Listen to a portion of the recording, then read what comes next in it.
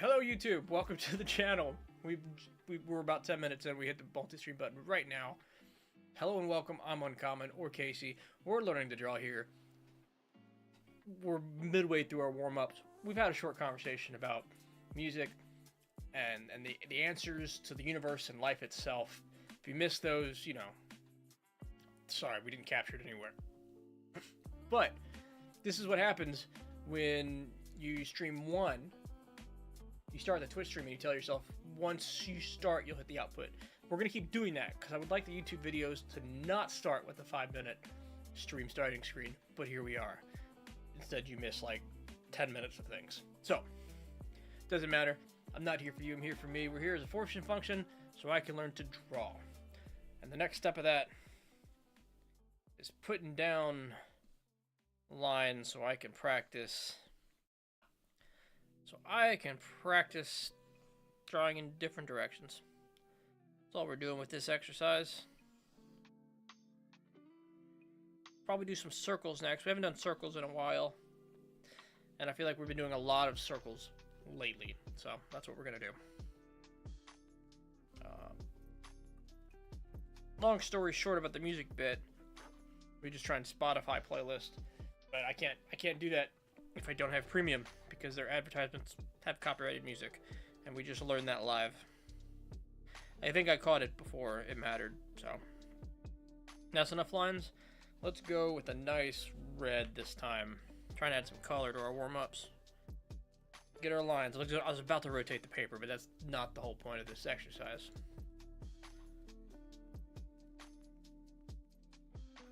Nice set of red.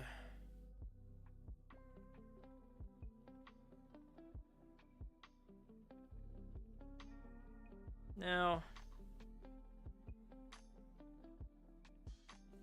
my one problem with this way of doing it is I should take more time per line. Like, we should be really, you know, when we do lines, like, I should be taking my time, maybe ghosting the line, making sure we get as close as possible. What we're doing, though, is kind of a rapid fire in this direction. So I would call this less of a drill and more of a warm-up, and getting used to all of the directions the pen can go. Because I think if we wanted to do this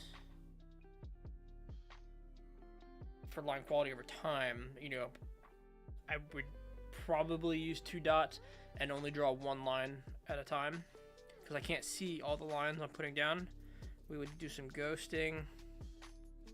We would find it, and then we would draw it, and then move on to the next one. So maybe something for next time to think about. We're going to fill it up with circles next. Some draw box. Warm up.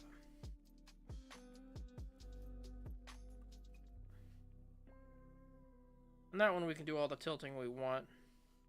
We're trying to do really comfortable circles.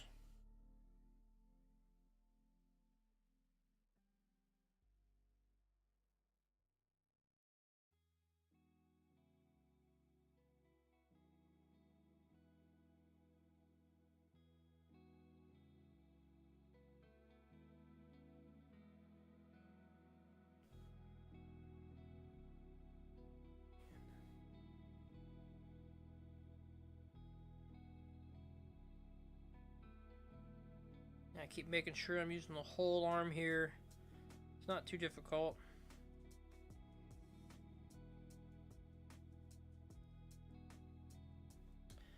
You know, talking about position.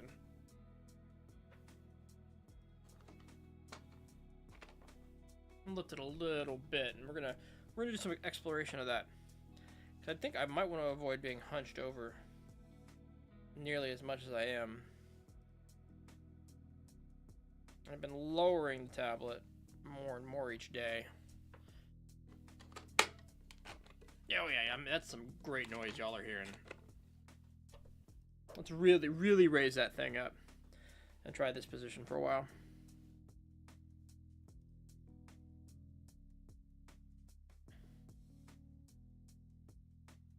I think I've been feeling it, like a soreness from that hunch.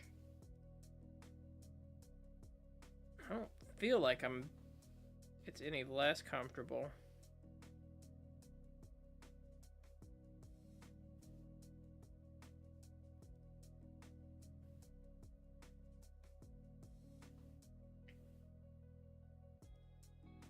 I would probably the optimal position for posture too, if I understand what I've been watching other people do or talk about, or many of the videos are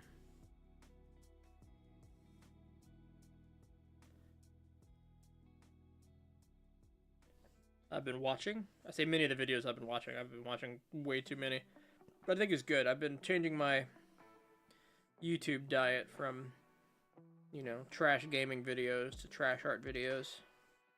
I'm a sucker. I'm a sucker for top 10 tips to be a better artist. Change your mindset now. The secret to learning. Love all those things. It is getting pretty good. I wouldn't say it's getting pretty easy to tell what's a good video or not. I could tell the difference now between my junk food videos and my, I would say the ones I take serious as classes. Alright, let's do the circles. The ones I take serious as classes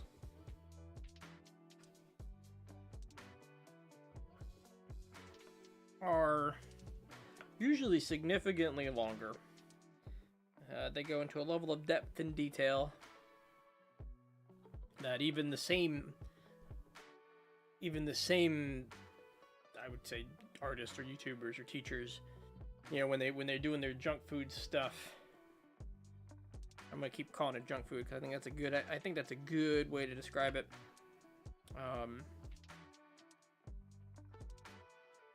It's always more short form. Like a 10-minute YouTube video versus a, 4-hour rundown on form and figure.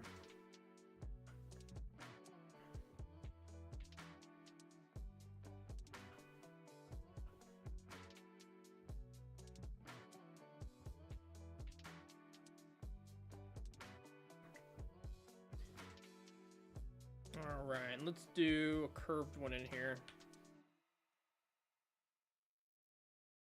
Right from Drawbox. Okay, circles. So the idea here goes to circle. And I've been finding a lot of success with really focusing on this top left corner first.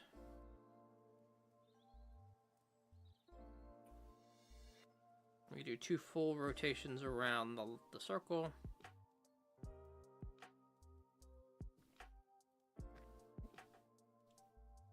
Trying to touch the sides of the circle and the top and the bottom sides of the line. Oh, before I get going, new layer. We can redo it if we want. We'll do it in a color. Let's do a purple. I'm just trying to add some color to the things we're doing, and that's just a, I don't know if that's a useful tip or not, but color. Add some color to your life.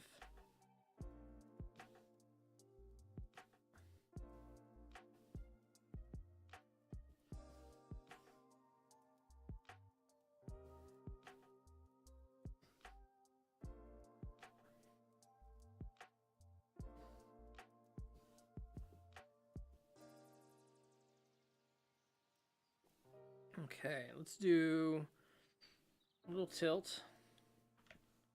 Move it over, center this, and we're going to do skinnier oval.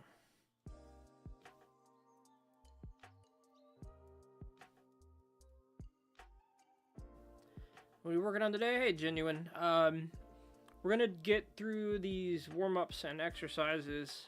I want to do a little bit of box work, and then I'd like to do faces again. We did it earlier this week, kind of just drawing the jawline, trying to put the eyes and the nose in a believable position. Maybe do it with shapes and, you know, construction rather than freehand, but we'll see where we get there. I think there was definitely some benefit to, you know, looking at a face and redrawing it over and over.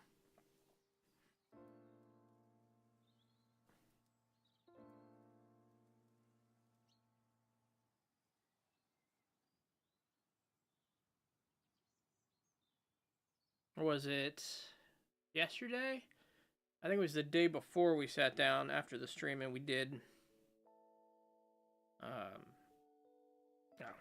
Those last couple, they're not bad. I just didn't really take my time. We sat down for a couple hours the other day and did cylinders over top of poses with the intention of, you know, learning how to represent the foreshortening in three-dimensional space. And we definitely need some cylinder work too.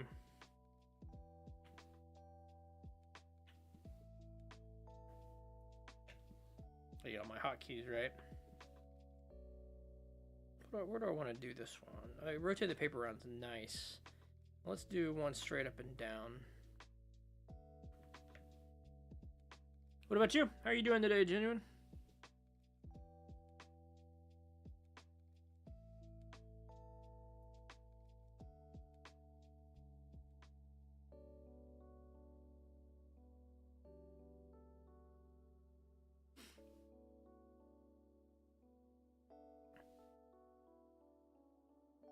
We did just repeat this exercise in pen in real life, off the tablet, traditionally, on Sunday.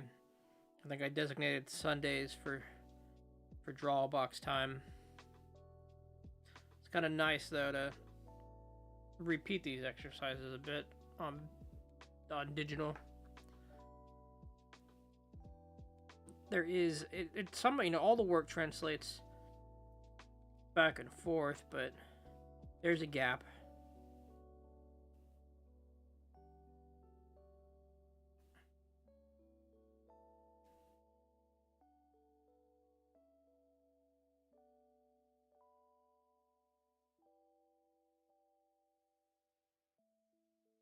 I think these were meant to be exercises too that we keep up.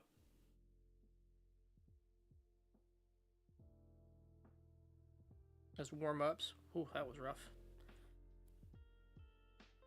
Get a good ghosting here.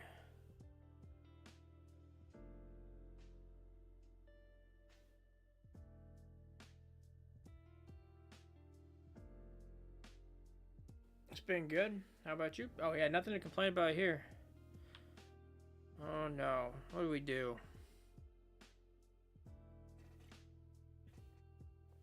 I played some games with some friends last night. That's something we've been sorely missing. We just haven't had a chance to hang out in about a month. Some time with the missus probably tonight. Some D&D tomorrow. I've been getting a remarkable amount of time down with the pen. Just time drawing is something that spent more time drawing this month on stream alone than I have at any period in my life. It feels really good. Like we've successfully committed to, you know, something we want to accomplish. Let me say that out loud now. Right, I feel real good about it, but let's make sure we keep it up. Probably taking focusing on too many courses and too many classes all at once. You know, new books, working through Bridgman, and oh, that was silly. Got the Color and Light book. That's something that I also keep an eye out for. Books I see recommended on repeat. Try to find those staples everybody seems, you know, everybody already knows about, but I don't.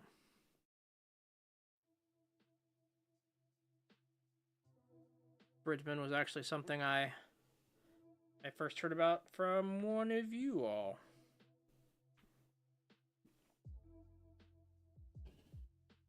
I usually take 3 days off from art when I come back to it, so I won't be too stressed to work on. 2 days off from art, so when I come back, do you take like 3 days off a week or like 3 days off a month? When do you decide what your 3 days are?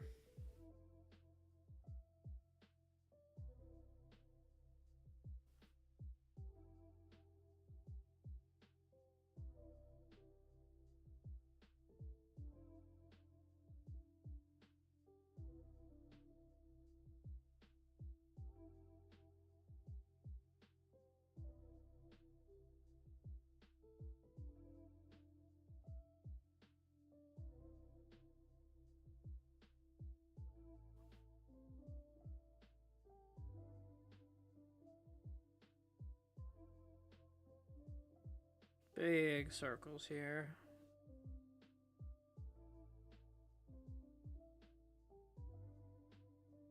I kind of like drawing these big, best I can, equidistance circles.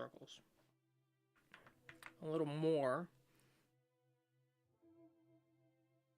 Feels easier to critique than a elongated ellipse. But definitely don't have as much space to do them all in. 3 days depend on if I've been working on an art piece too long. It sometimes be on the weekend. Okay.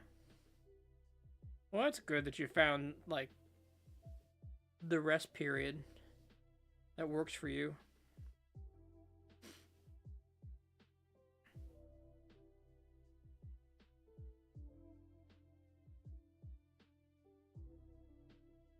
We wouldn't say I've been too stressed out yet, but well, if I ever find myself there, I'm sure I will. I'll keep the 3-day as a first go-to. At the moment, I think my goal is just to try to do something every day. And sometimes that's, longer than others.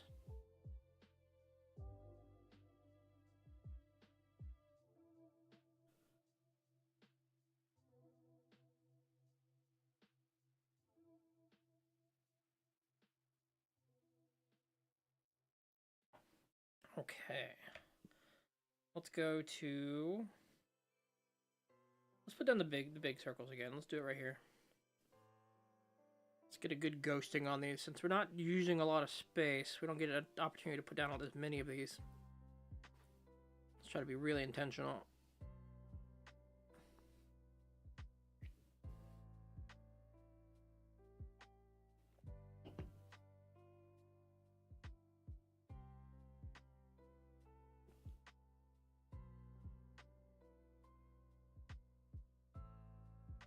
Yeah, definitely a little longer in the bottom, but I feel like I'm concentrating on this portion when I'm ghosting.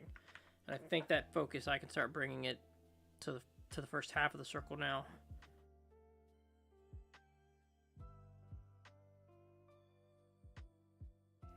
And it will feel suddenly better.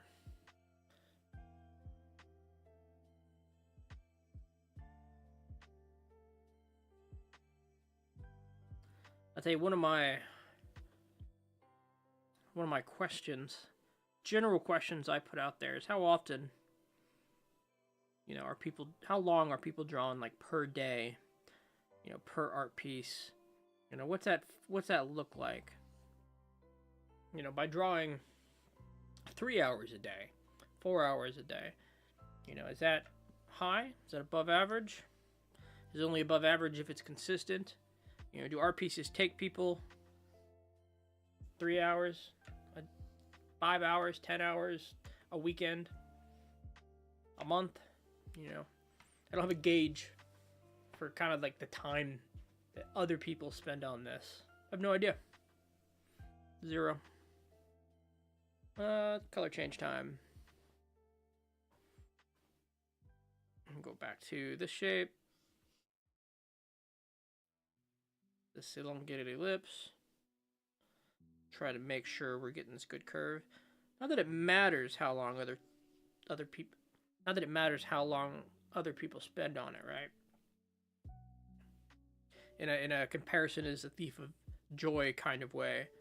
But I just don't know.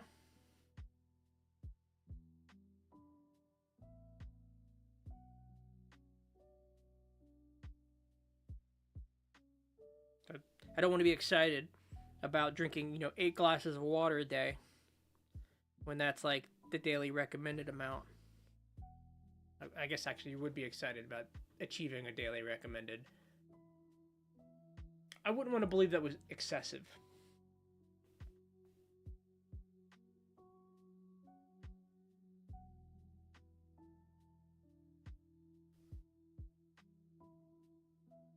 For me personally, no, this has been great. I've been getting a lot of pen time down. It feels good in comparison to what I've managed to do in the past.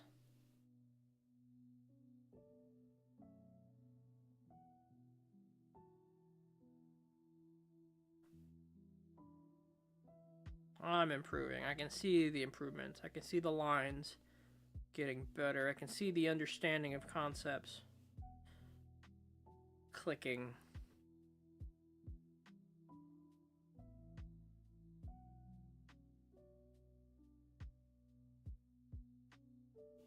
Starting to click.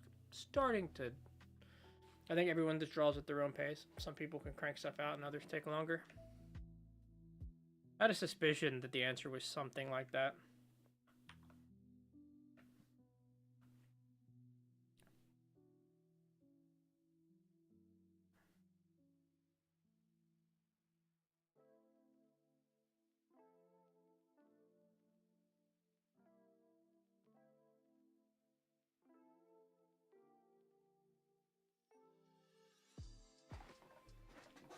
Probably just, I would call this my attempt to talk to artists. It's something I don't do. I don't hang out with a lot of artists. I don't converse with a lot of them about art. Don't really have art friends. I guess that's I don't have art friends that I spend a lot of time with. And those I do not necessarily in the context of art. Well, that makes sense. I just realized, like, yeah, I have a couple of people I call friends that, have been doing art their whole lives. Or, at least a long time. But it's not like we're sitting around talking about those things. He says, yeah, one art piece can take me up to a year, depending on what it is. Wow. Okay. That's pretty phenomenal.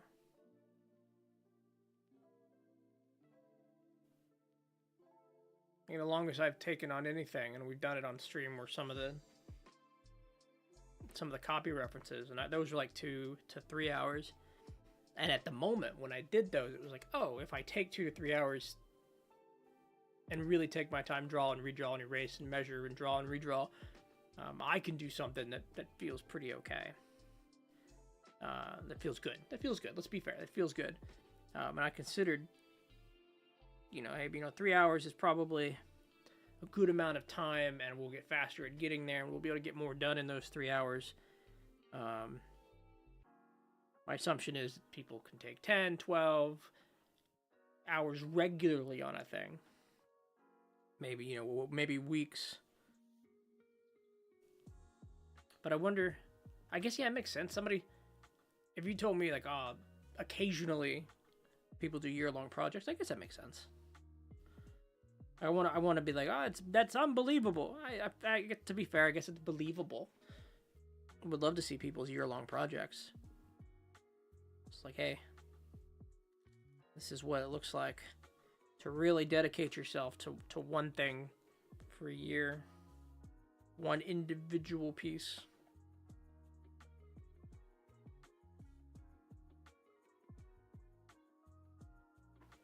I guess that's what this is. We're not only drawing for a year. There's no look how far I've come in 1 year project happening. But also in a year, I will go back and go, look at how far I've come. I look forward to that moment, assuming we can keep this awesome schedule. an awesome pace.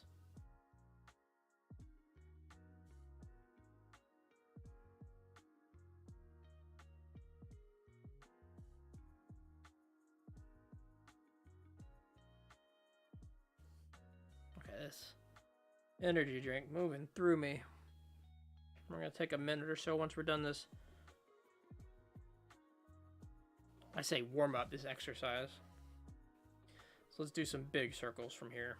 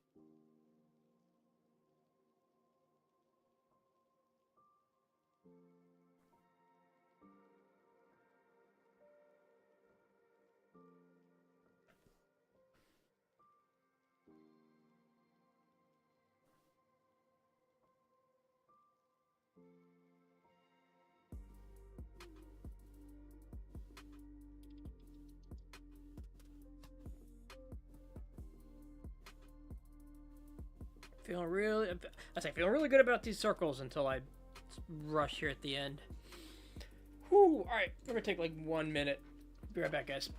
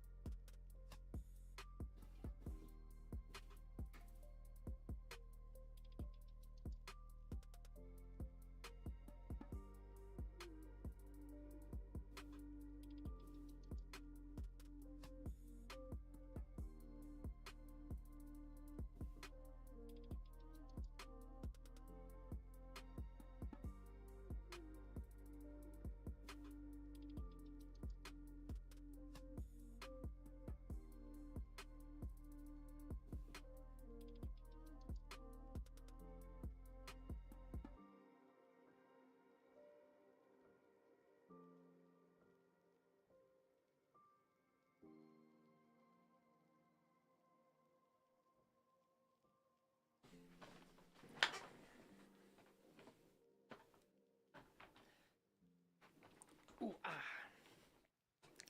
I think on the topic of time, I want to be able to crank things out.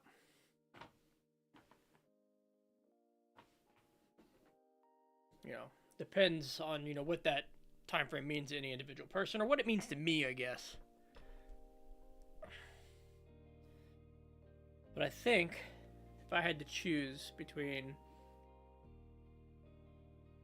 really doing 100 pieces of art in a month, or 10 pieces of art in a month, I guess those are comparable. The idea, as I speak out loud and talk my way through things, again, we're not an expert opinion, we're just our own thoughts. We sort through them and what they mean to us and form our own opinions on things. Is a learning thought. Like if I do 100 pieces in a month, I have 100 different opportunities to learn a thing or things. And 10, I might produce better, so I might still learn more.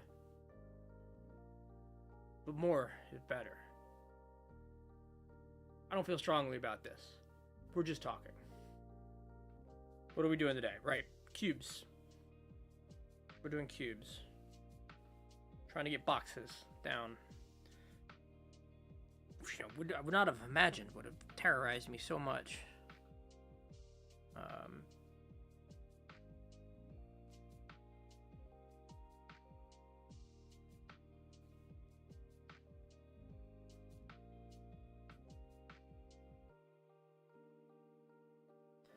Here we are.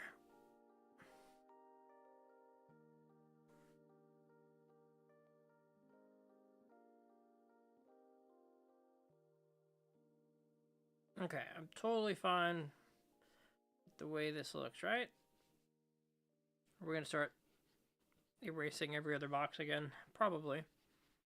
As long as we're close enough and I'm not drawing, like, things that are opposite. Things that are opposite. Things that aren't converging, that are doing the opposite of converging. I think I'll feel okay. I need a bigger eraser, though.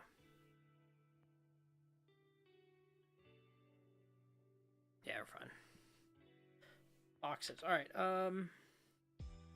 let's draw a couple of these. I saw a good video about rotating these, which wasn't the same as, I guess, which axis I've been working with has been, I say like that,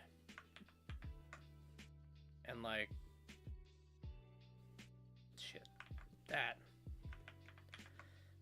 It's like rotating it this way to the right ends up being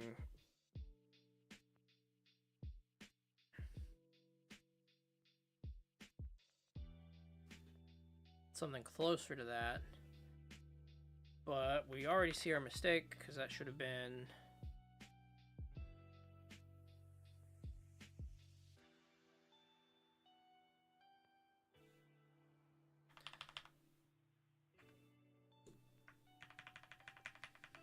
Let's try to get this again. Let's try to get this correct.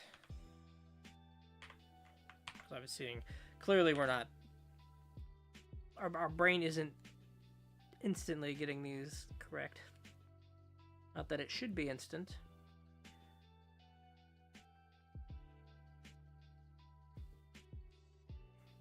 Alright, something like that.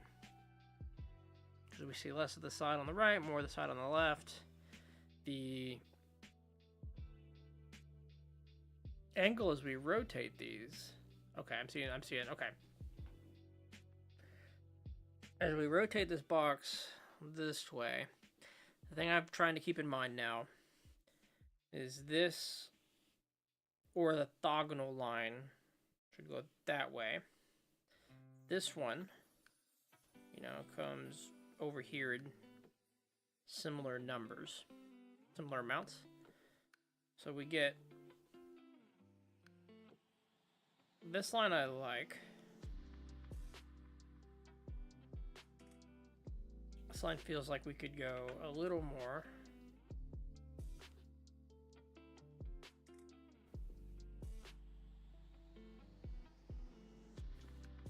And that means this line here and the verticals can stay mostly vertical box. Kind of.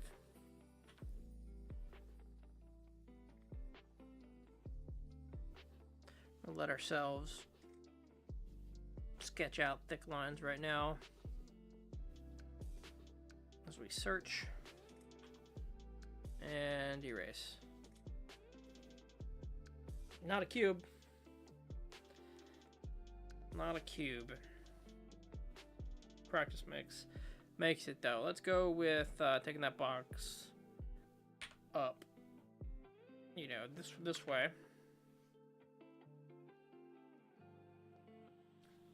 Which, from this angle, which I would call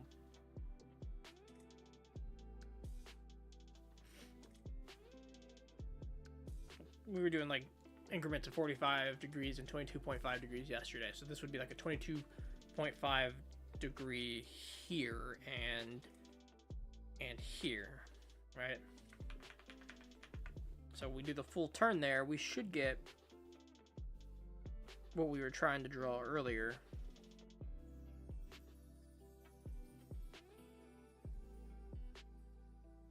You know, something like that.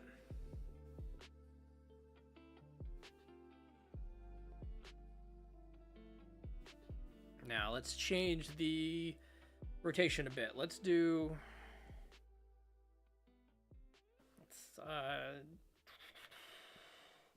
that out of my way because I'm going to think through this process over here. Let's take this box and rotate it on that axis right there. So that way.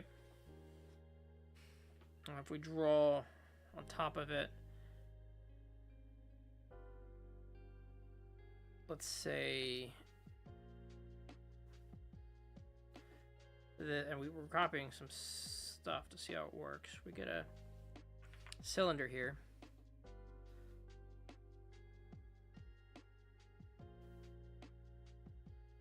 We rotate, let's say, this way.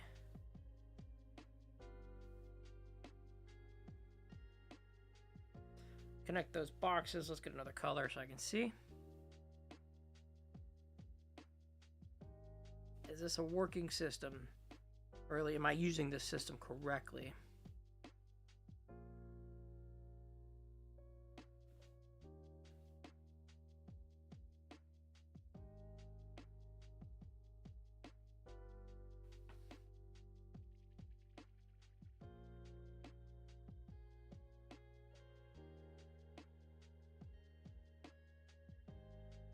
Just trying to wrap my brain around it.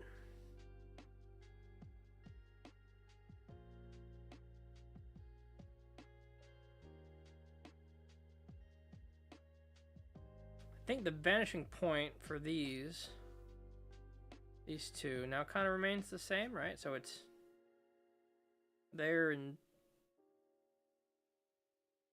there.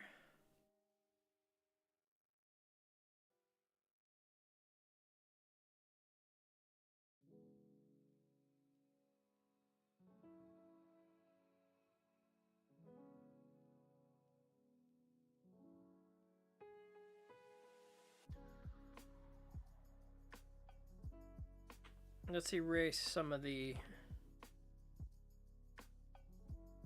extra stuff.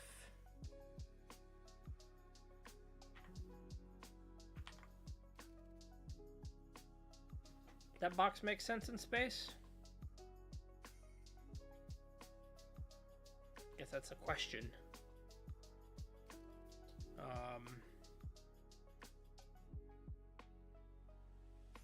Because there's got to be a world where that bottom line, because you can see this here is mostly straight.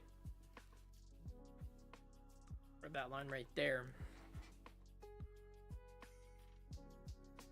So if I'm here,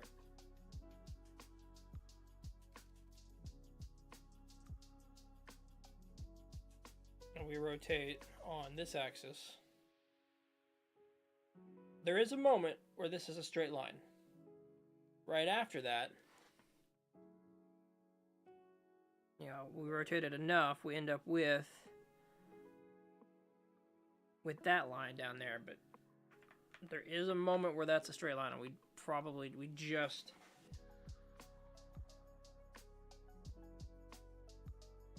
I gotta make sure I'm rotating it correctly, so that's the problem.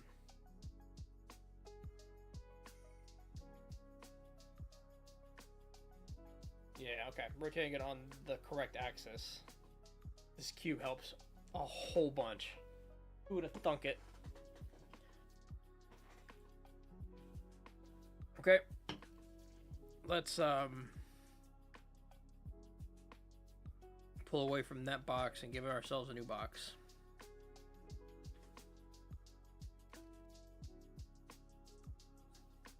Let's say,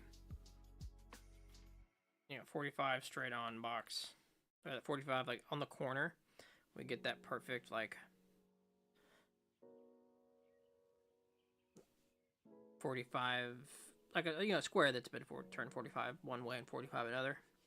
Right, that's how we get this one.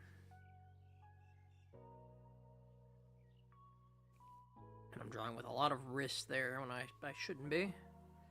But that angle where I twist my arm to get it, something I either need to think about rotating the paper with, or just I gotta get better at. That's why we do some of those exercises. I don't want to rotate the paper for all of these little angles. Okay. Something like this. We're going to pick an axis and we're going to rotate it.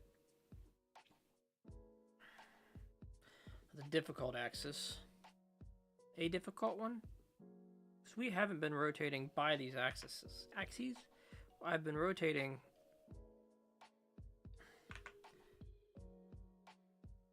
by this direction or this direction. But the box itself has an axis we can rotate on. So let's do that. Now, if I were to eyeball this, I'm gonna try that first. Do it again in blue. Blue is a good color. If I was gonna eyeball this, all right, we would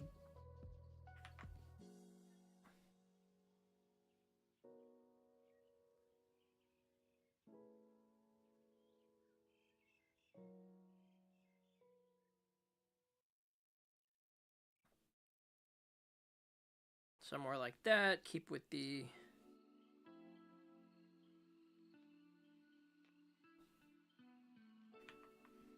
mostly keep the, I guess, keep the same vanishing point for those.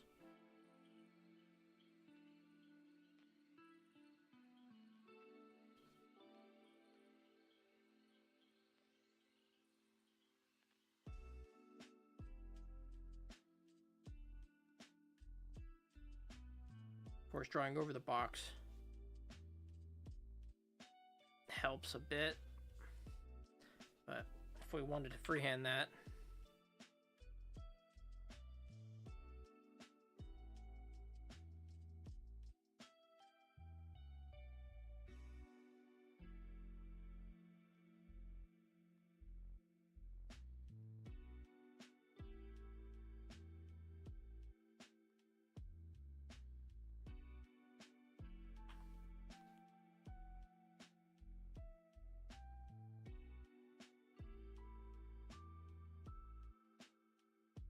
we really got to just get the box down at this point. We are drawing some super elongated things.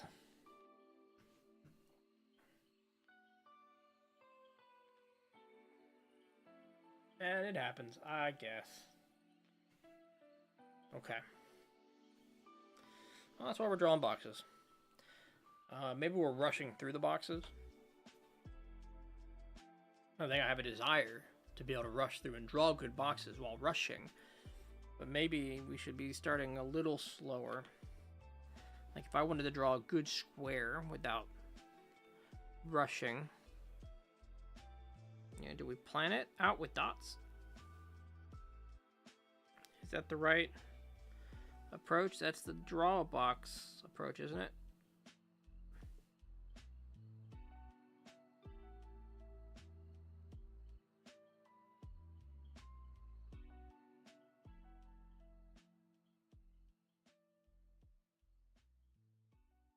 Square, rotate it over to the right.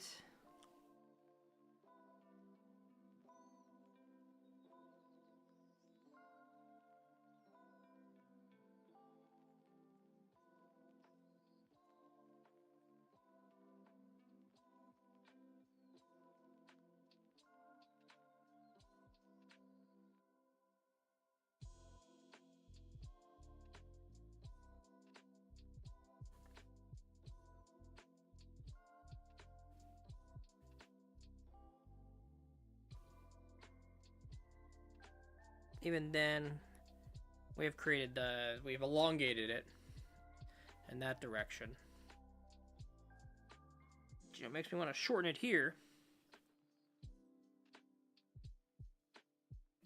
But let's break it down into quarters and find the real problem. I guess we can just break it down into half. Because we can immediately see that if we take this line, we do that instead. No. This line. Right? That's about about half. And that's about half of that.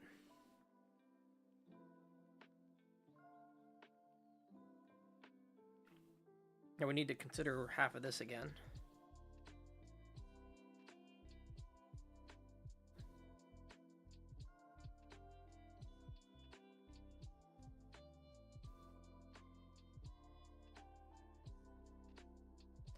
And we'll give these dots. And still, I think it feels worse.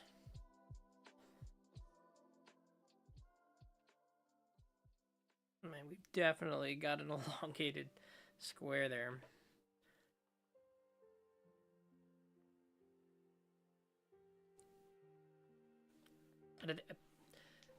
We need to find something that talks through the proportions of the cube, because I'm playing guessing games at this point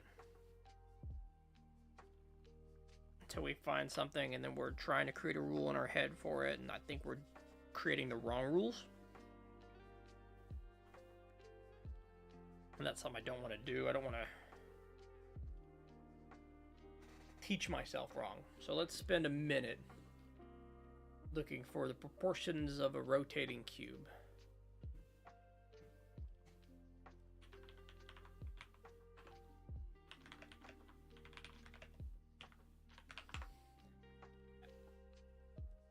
And this is the thing, I think for Sunday, when I sit down, and this is exactly what's ahead of me on Drawbox, so I might be getting ahead of myself.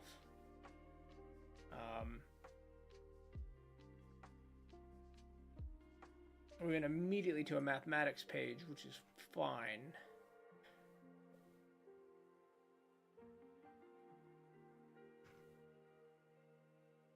All right, well, we're gonna keep going. We're not gonna. I guess we are gonna.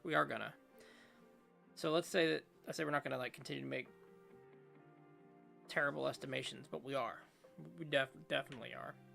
So we say like this is half. We're gonna draw the halfway mark. All right, but is it thirds that we care about? So in thirds, we get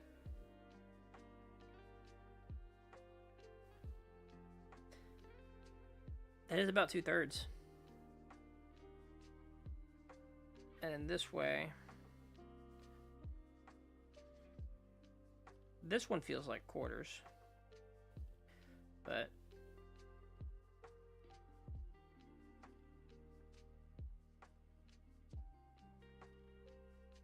when we take it to full rotation, I say full rotation, we take it one more 22-degree turn, we get this, I want to say this, but I think we might be going too far. Anyway, it's 50% in both directions.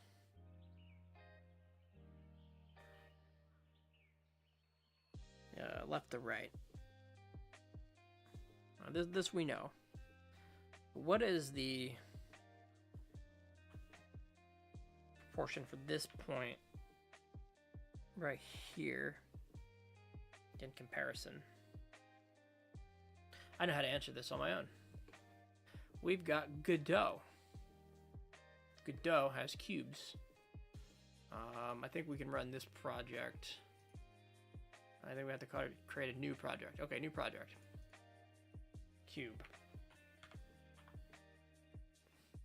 Let's get a 3D object. And let's screenshot it. See, I can do this here now. Alright, so we have a 3D scene. We add a CSG object. Box 3D. Boom, we have a cube. We want to move the camera in such a way that we're looking straight on it, just like that. Just gonna take that picture.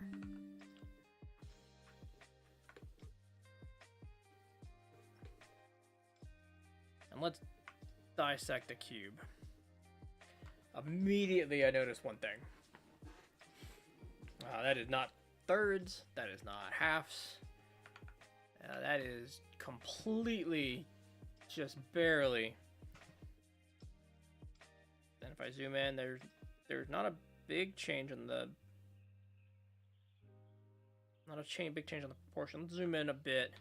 Let's get this one as well.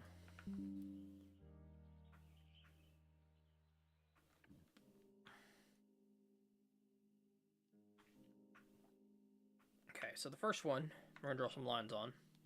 Get some actual lines. So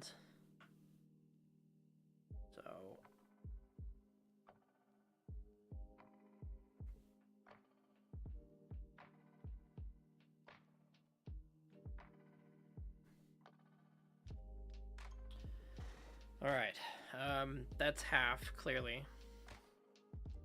We already got the lines for breaking it in half vertically. We're gonna guess a bit horizontal. We don't have to guess. We do have measurements. I've got 360 here. I've got about almost 160 there. It's about 200. So we're looking around 260, which is this line, a little down. That feels like half. Okay. Let's do it again. Let's just on feeling. Nope. That's about half. So we have 1/2, 1/4, 1/8, and arguably a half again.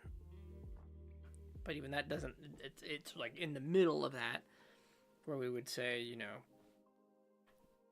1/16 or 1/32.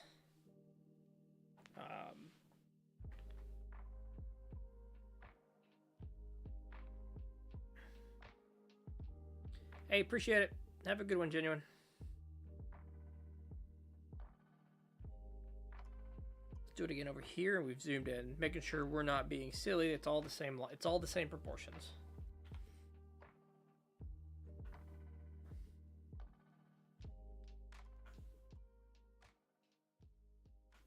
Okay, we're gonna measure this one because the first couple halves matter a lot more. So we're about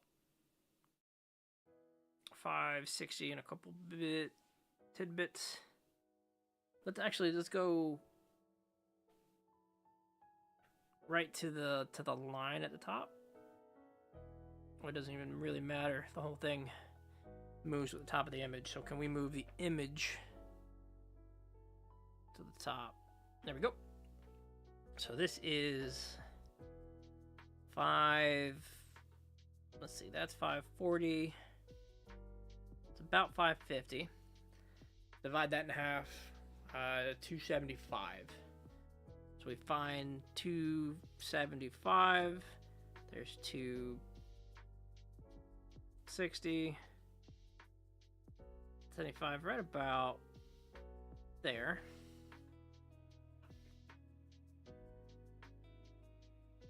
Okay, that feels right. Let's put it in a box. I think my brain might wrap around a box. Well, a square, easier. Not that it's a square, but outlining it. All right, so break it in half again. We're looking up here in this region, and we can see we're at 275 divided by 2 is not quite 150.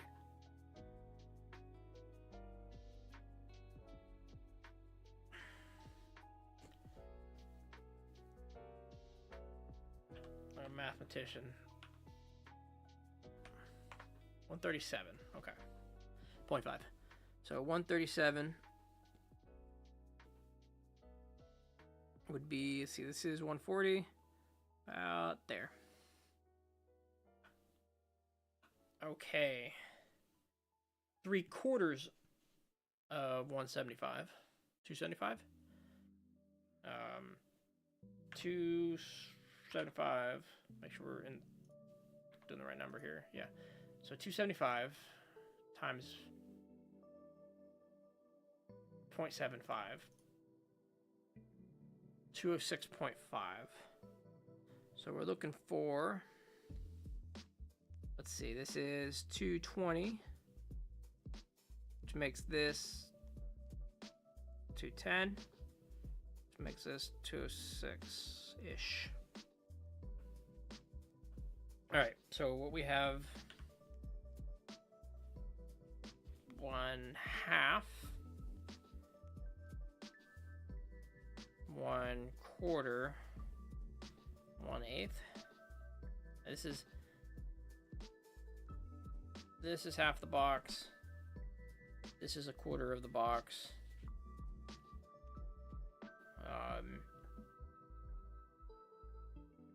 This is 1/8 of the box. All right, 1/2, 1/4, 1/8, 1/16. And it's about 1/16 down. No. It's about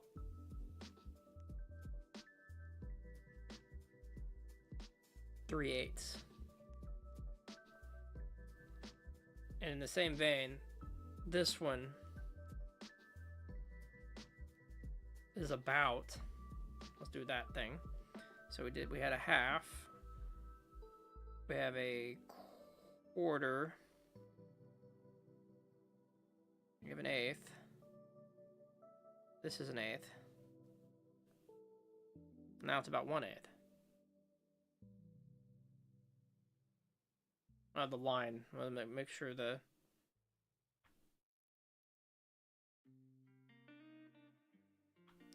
we moved some things. 1/2, 1/4 makes that 1/8. Makes this 1/16. So it's about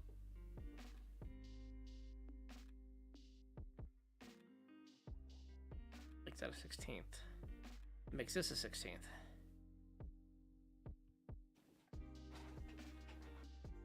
We have a better idea. But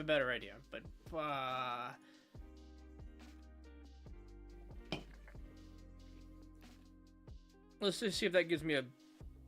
So right now, what I'm between is seeing this as like a little more than a 1/16, but also a little more than 3/8, which are wildly different numbers that are probably the fact. This is what I'm wrapping my head around. I thought this would be in proportion as we got closer, but I realize it's maybe harder to measure or easier to measure the closer we get. But that can't be. As we get farther away, the line, the angle of the orthogonal line at the top of the bottom of the box does change.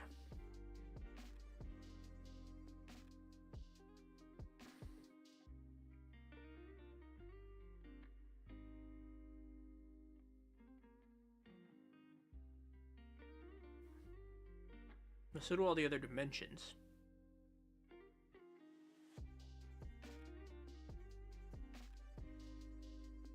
Alright, trying to solve it ourselves. Maybe gave me a close enough answer, but I'm gonna have to. I'm hoping Drawbox answers some of this when we get there on Sunday. So I think for now, what I'm going to recognize is that when drawing this box, we won't go as deep in with our lines. We'll be a lot more shallow than we realize.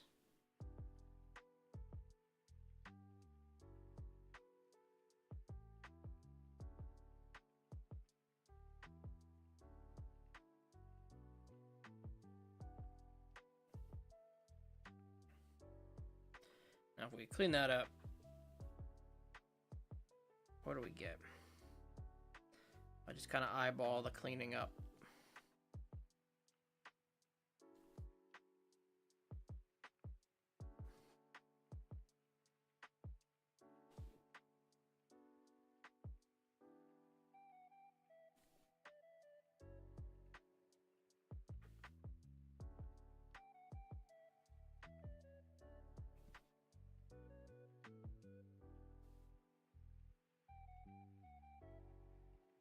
Feels more like a cube suddenly. I do think we took a good step there. Let's rotate it a little more in space.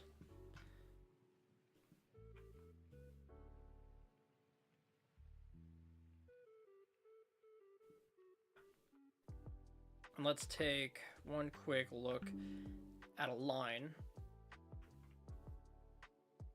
that I want to know more about. And that's the relationship between this line. Aha.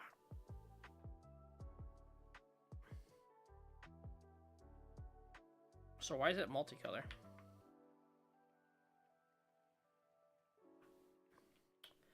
Okie dokie. This is what I wanted to know. The relationship between these lines here.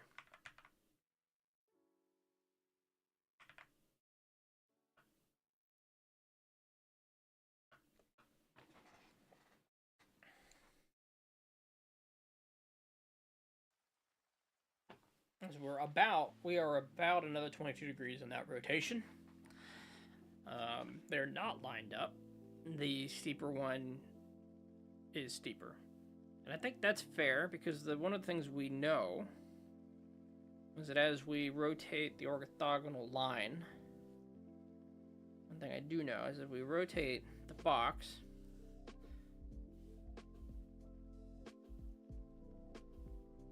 this line out here on the left, say we rotate it, which way did we rotate it? We rotated it to the right. So what we've just done is rotate the box that way.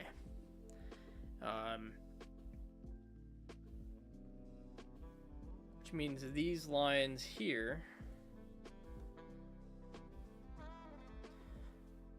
go out faster on the horizon than these lines here. Which is say the angle changes sharper, where the lines cover less distance because we're approaching infinity on the left, but not on the right. What we're approaching on the right is essentially the angles coming in to nothing. So we're approaching infinity, and we're going to say we're approaching 0. A 0 degree angle.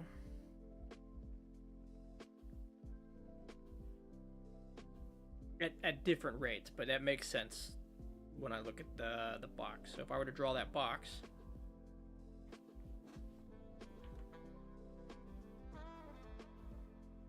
with a black pen, we get steeper and deeper, shorter line here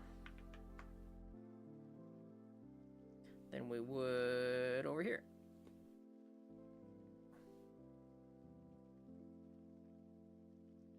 And that suddenly feels like more of a cube. Thank you, Godot. We're unlocking our brain, guys. All right, we're going to take a short break. Been about an hour. I think we're fine on our drink, but we're going to move around, use the bathroom, and we'll be back.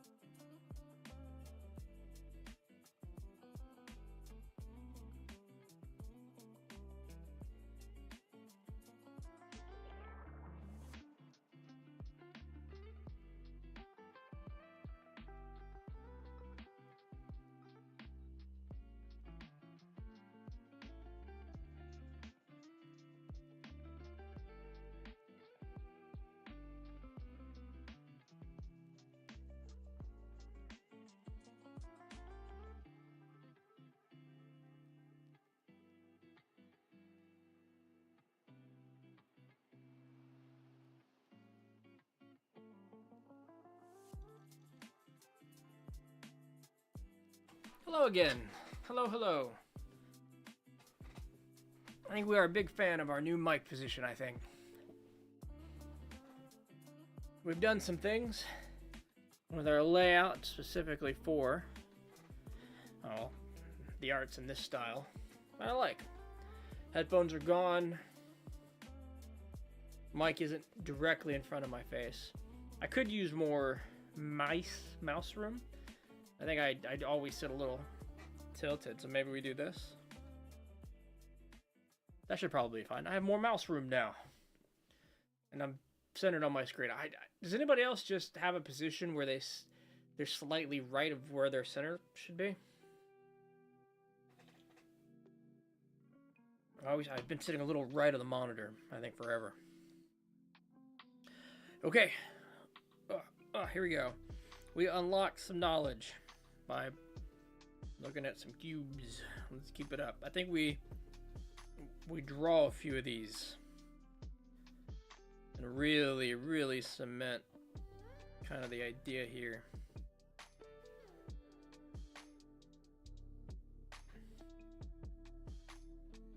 Bunch of freehand boxes. We'll make them bigger too.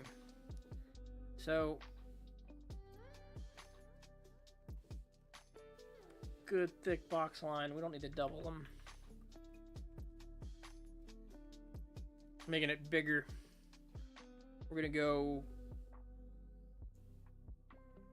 this way.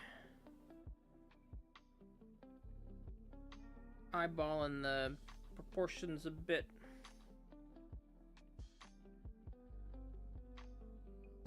And we're looking at these major landmarks, which we hadn't considered before. And that's the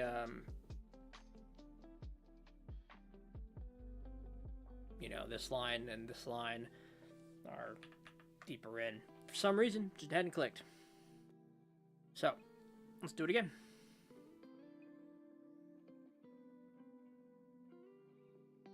We're not using the side boxes as references. We're getting a feeling for if, what close enough looks like.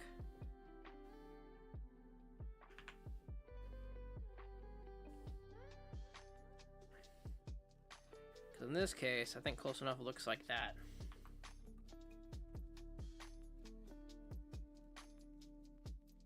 And that, again, feels a lot more like a cube than what we've been doing. Do it again.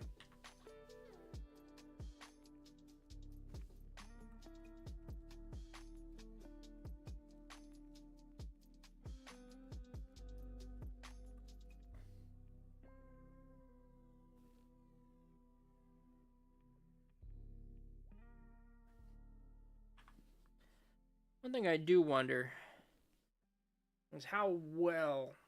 What can I do? I need to exercise this for visualization. Because I feel if I let my brain fuzz a bit, I can visualize the cube before I draw it. Maybe. And I was trying to draw some faces the other day after stream, and I was also trying to visualize things as I drew them, but there's always this fuzzy picture. It's a tool I have not used often. Unpracticed.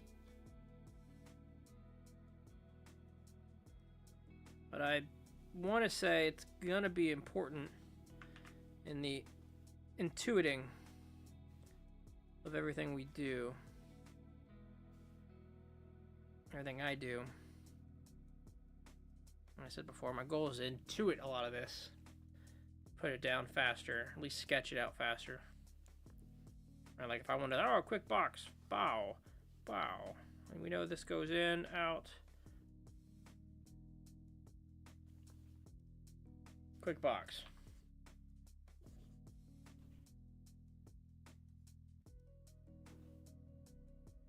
Now, even the messy, curvy lines feel so much better now that I've stopped what I was doing before, which was like trying to put these on the same line, which what that was doing might be a thought. So what that was doing was shortening one side and elongating another.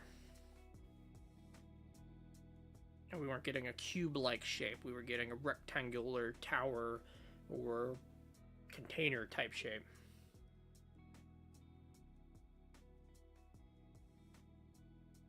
But if I took this same shape and instead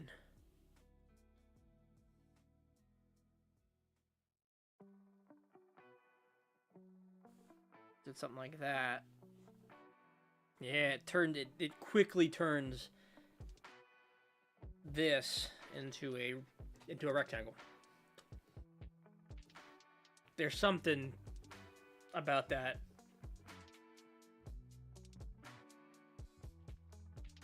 Well, it's perspective, right? It's the difference in perspective. I think it's the... What do I think about this? I really need to... I think this is important to grasp right now.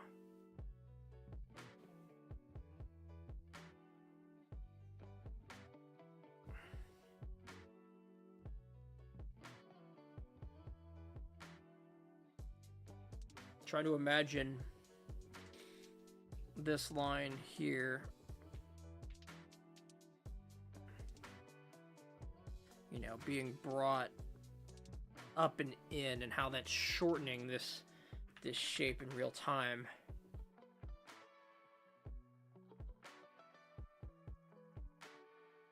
Really need to be able to think about this in 3D, I feel like. Let's get more boxes down. I think we need to really cement this.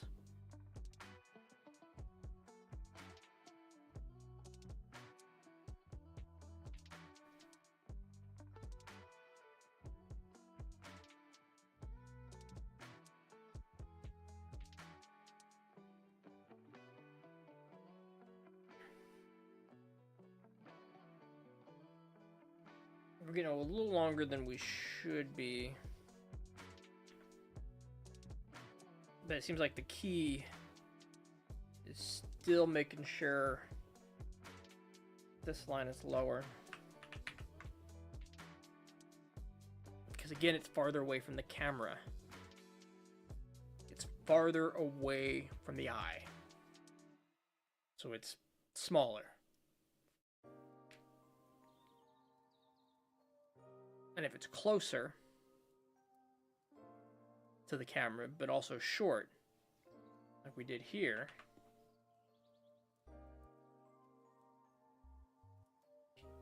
then the object is short. Let's do that again.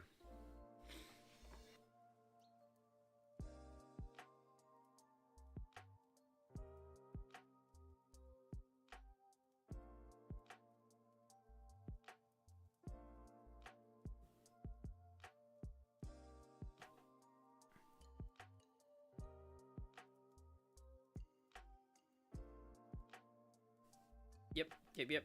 There's definitely some small corrections, but we are going to town.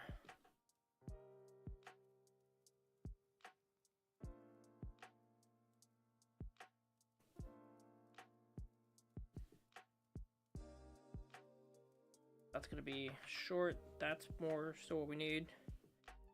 I think the angle, yeah, the angle on that. Totally fine. So right now, this feels longer this way, even though it's shorter. We've got, I think, a bad angle and a bad distance. Shut down. All right. Let's do this. Let's draw it again.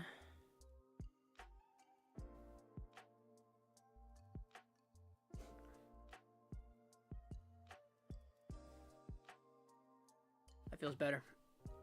Much better already. Still could shorten that, but next.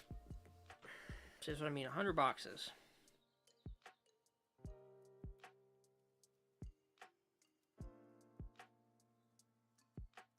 All right, visualizing the plane. Plan it out a little bit.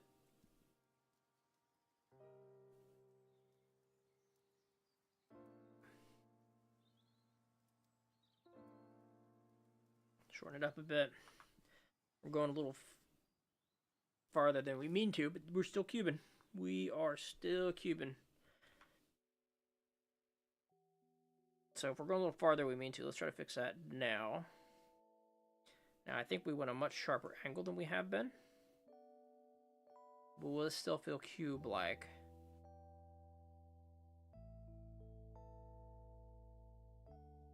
Yes.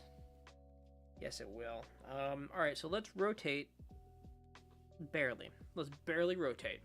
So if I want to rotate that way, not 22.5 degrees, because 22.5 degrees here makes a square, right? Let's do half that distance. So we get our line.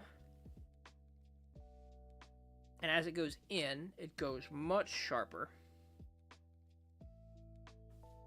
Shortens the distance overall.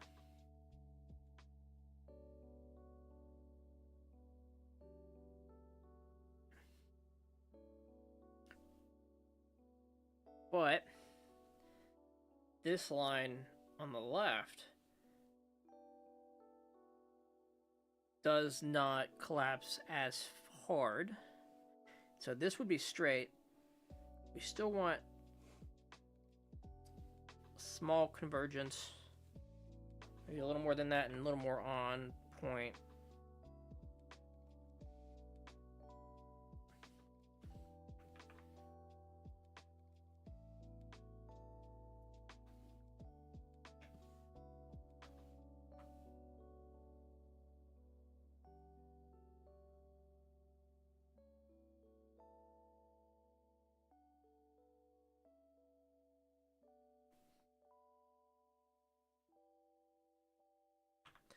Play the eraser game for a minute.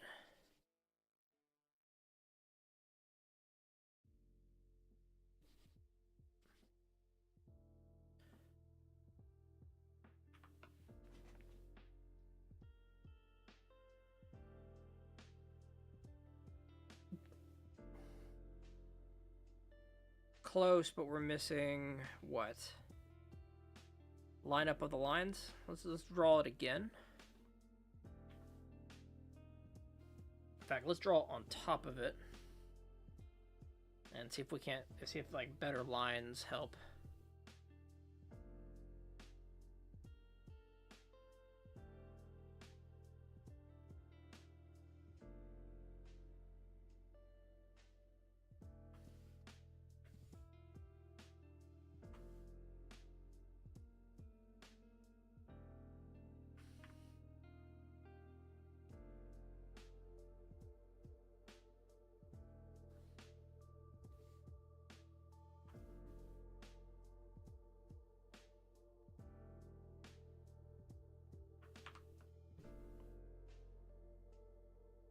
A little bit. What have we done? We've made some mistakes that I can see physically. So, for example, that's in line.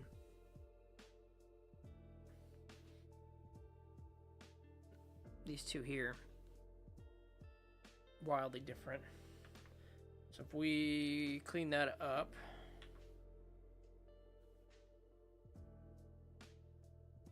something more like that.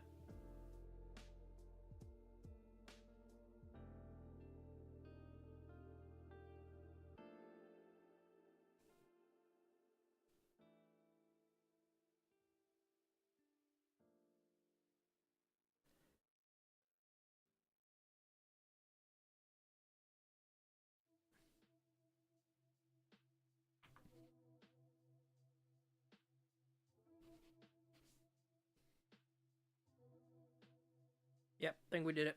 I think that's a much better way to go.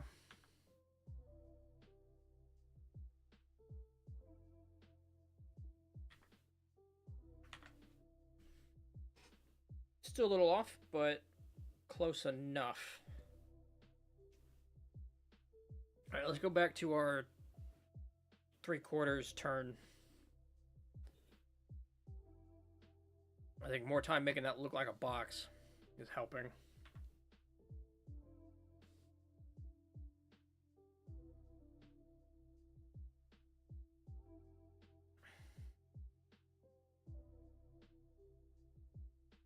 I would love to just be able to pop these out a little quicker than we are. That's kind of why we're here. Still, I don't want to like get this kind of down and then move on. Let's try to cement this.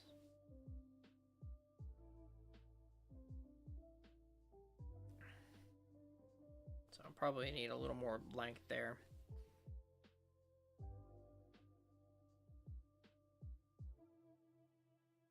We're going quicker. Intentionally. We may slow down.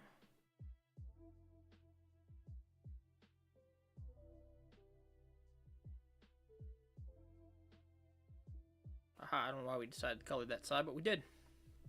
Maybe we'll continue to do so. Let's go the other way.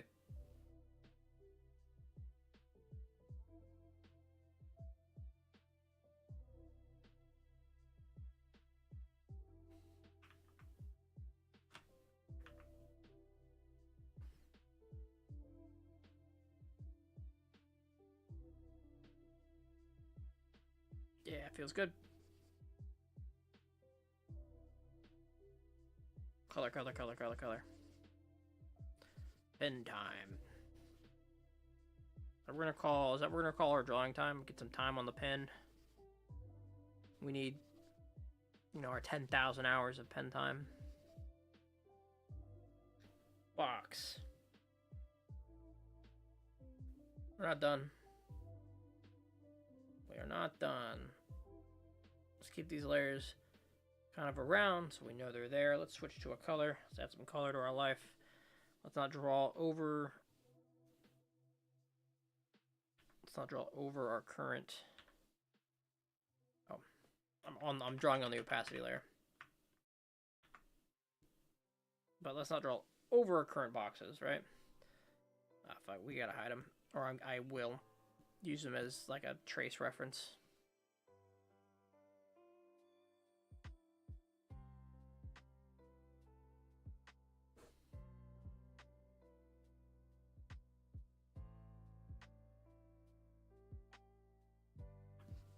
Yeah, box. Swift boxes.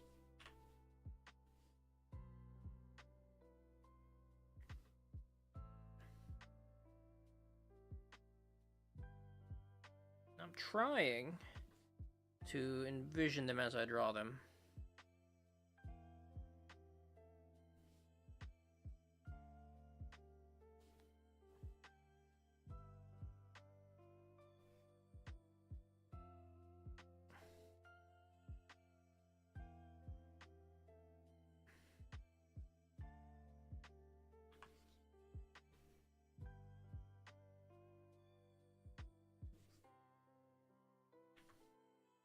I don't know if shading that's gonna help me envision.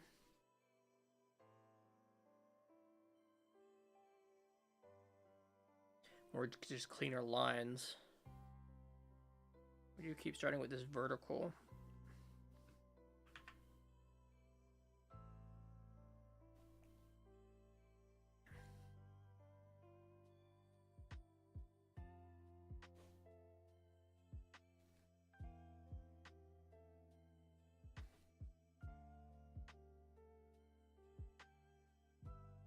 Alright, let's try to rotate it a little bit.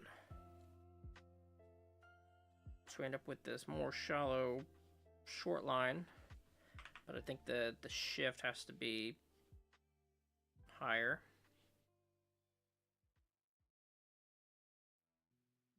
It's really tough because we do these like wrist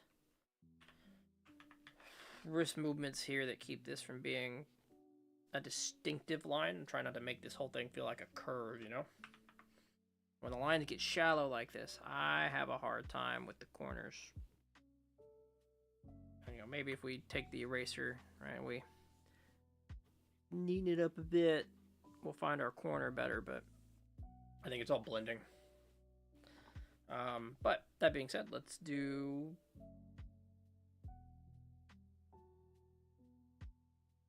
our box. So we definitely see more of this side. Let's get kind of the box shape out of there. Let's find it.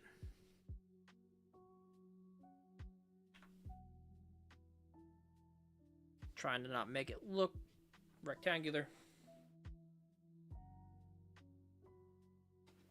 Yeah, well, not terrible. Shade that in. Not terrible, not great. Next, boxes. If I just say boxes a bunch, we get better at them.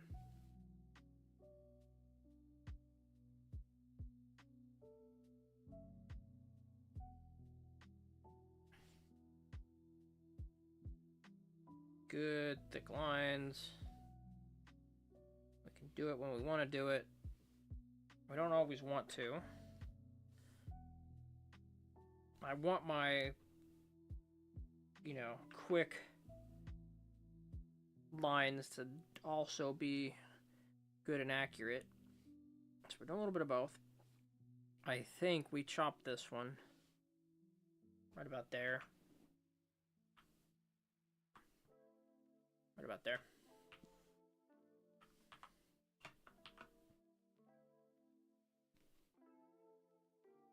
That doesn't feel quite as good. What about there? That feels better. At least we're chopping in like a line and not super redoing the angles. Although this isn't lined up. Like you can see, we've got, the difference in the gaps. Here and here. We probably want something more.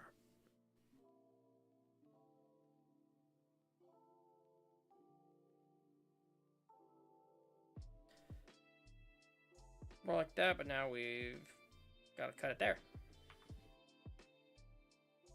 There, that's better. We're in blue now. We're in the blue. In the green? Blue.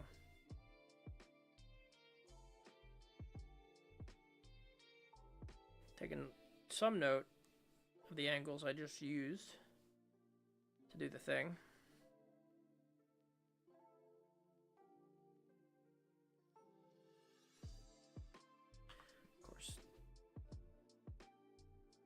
Thick, sketchy lines, bad. Not necessarily bad. I'm just gonna come over and clean them up afterwards to make sure we're good. So maybe lighter presses on things that I'm gonna make sketch-like. Be easier if we were doing the pencil, but I haven't found a lot of love for the pencil at this resolution. Let's try it a bit.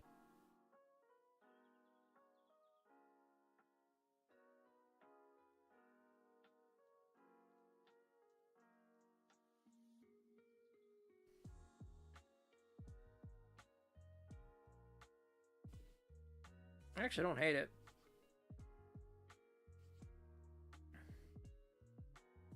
Especially if I'm light with it. Now I feel like I can come back with the pen.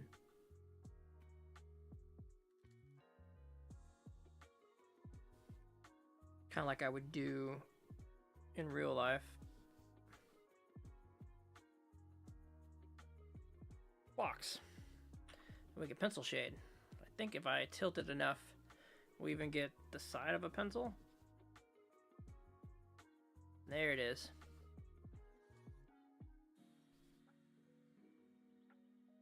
What about mechanical pencil?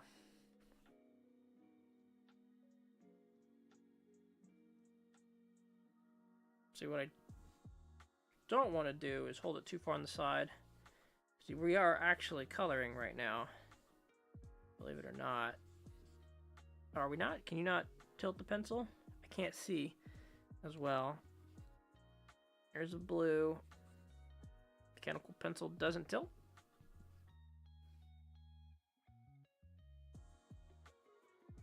just gets really faint or completely faint, which might be perfect for what we're trying to do, but let's go back to the pencil.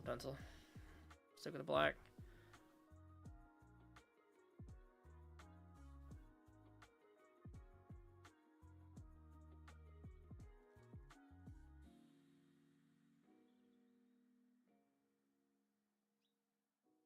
Now I'll try to darken it with the better pencil line. Messing with workflow right now, and that feels good.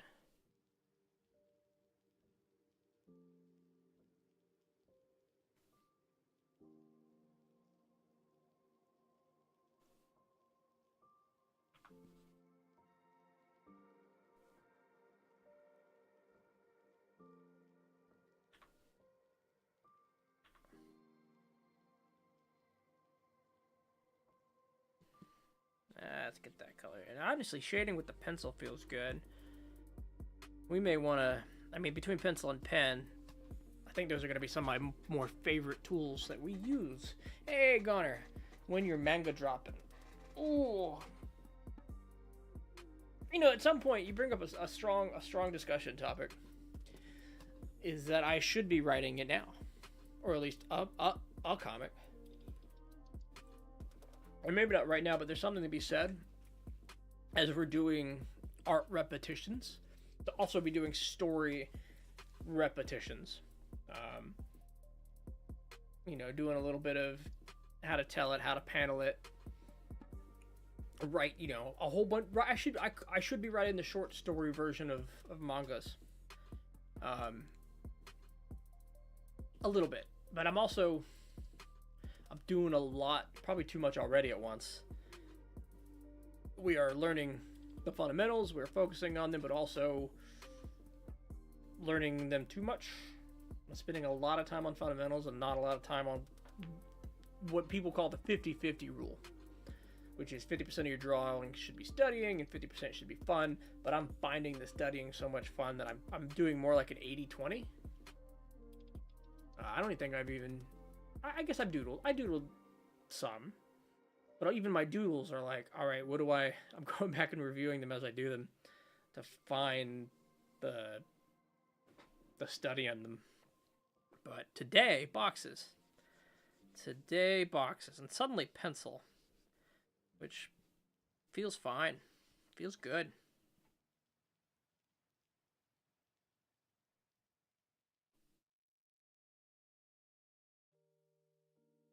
We just need a little bit of a line there, and we can darken. We get to use the pressure sensitivity a little bit more when we do it this way. And honestly, that's one of the things I wanted to do with the digital tablet is duplicate traditional work. So really, this pencil, you'd think would be my go-to tool. Because that shading feels so much better there than it does up in the color pen. Even when I brought the pen over here, it doesn't feel nearly as good. I think unless I really take my time, right, really rotate pages, get good thick lines.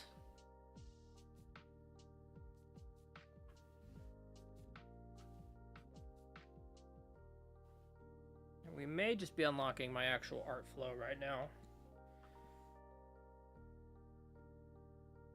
More pencil, distinct, deliberate pen.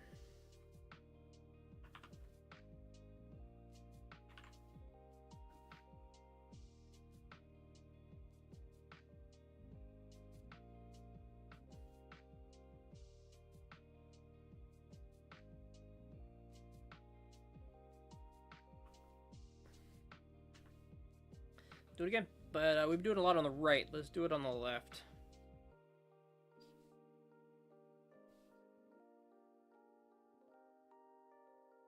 Nice and steep.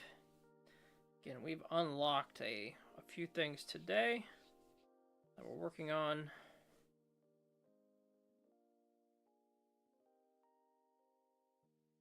even when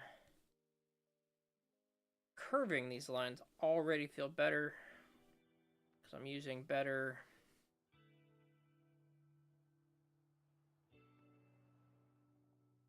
we'll call them anchor points. Let's do the pen. Let's do it like we were just doing with distinct lines. Probably a better pen. You know, let's use one of these downloadable pens. It was the Lazy Brush.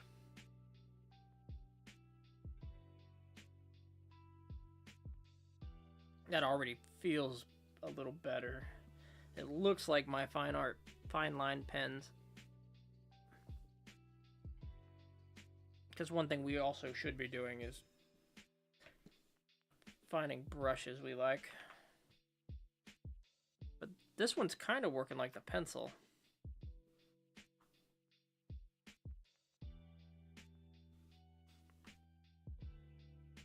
Got much more pressure sensitivity to the ink flow. So let's shade in with it. See how it feels. A little gray for my taste. At least for an ink. And it might be a pencil. It's leaving those dots too. The same thing that the Sharpie does when you leave it on too long or press too hard. No, when you leave it on too long. Interesting. Alright, the other one was the line art brush and the turtle pen for things that... Oh, okay, that feels like a... almost like a charcoal pencil. Just darker. I bet that feels good to color in with.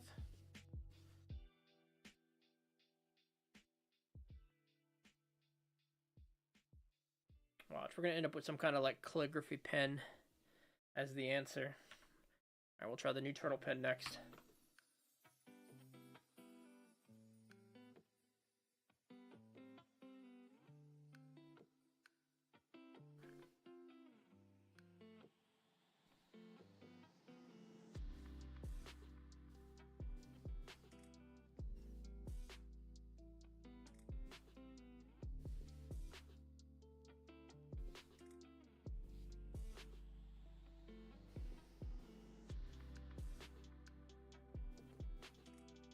Alright, let's try darkening with the pencil first.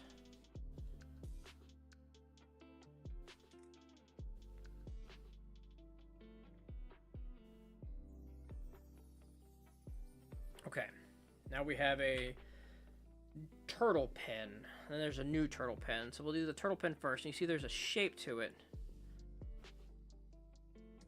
That's different, like almost calligraphy-like. And I want to say the intention was to mimic like an ink pen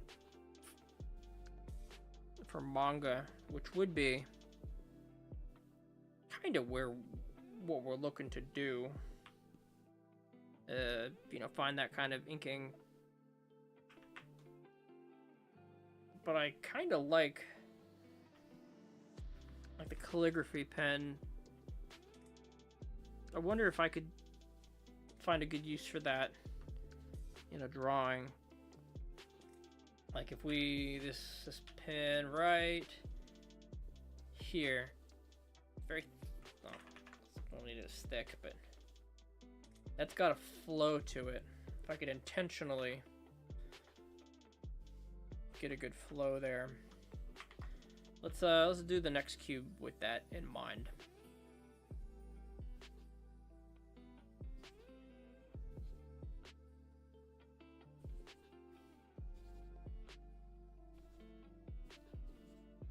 Coloring with a pencil.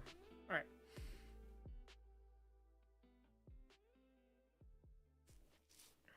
There we go. We've been doing the same cube over and over intentionally because we learned something about it and we're locking it in.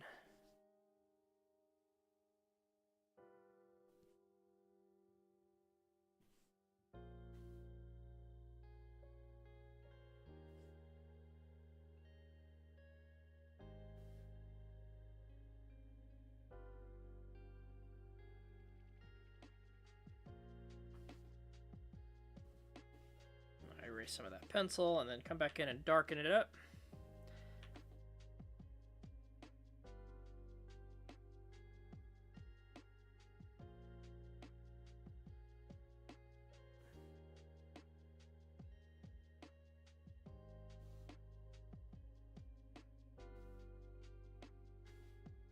Erase some of the excess. All right, let's try the calligraphy pen on this.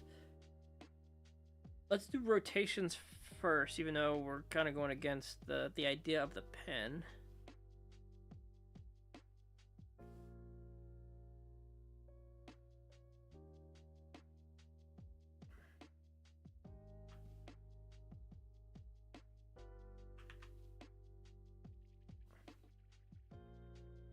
You can see right there, that's the idea of the pen. Let's rotate the box one more time. Let's add a new layer and do this at a rotation, or without a rotation.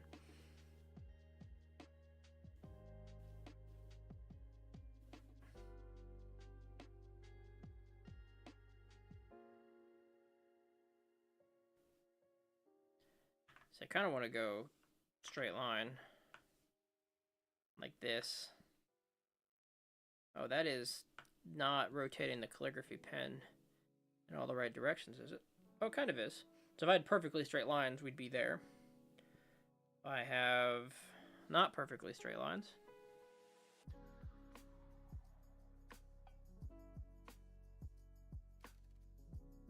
My normal lines.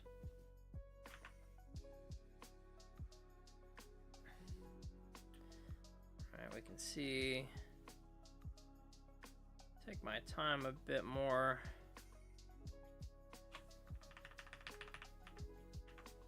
Slow it down. What do we end up with?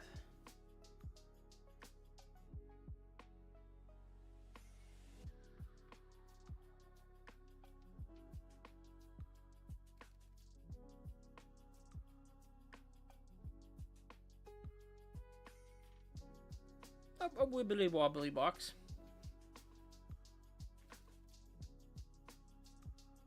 With our penciled in shaded side. Darken it up a bit, or are we on we're on an opacity. So I was pushing down real hard that whole time.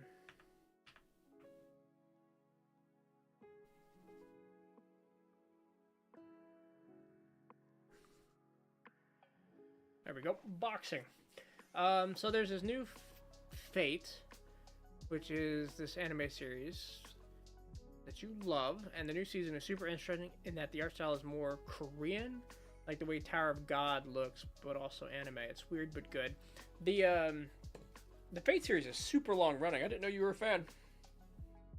Like Fate Grand Order, like that one. Am I thinking the right thing?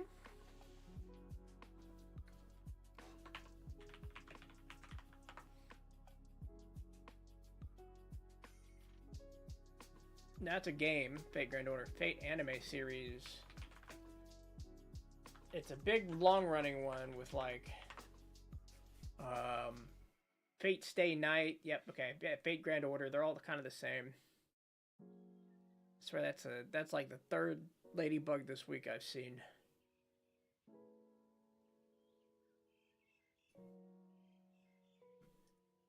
Oh, you just sent me a thing. Fate Strange Fake. A Holy Grail War Gone Wrong. Yeah, the Holy Grail War. I remember those. I know enough about those. Huh, I'll put it on the list. We've got a few things we're watching. A few things.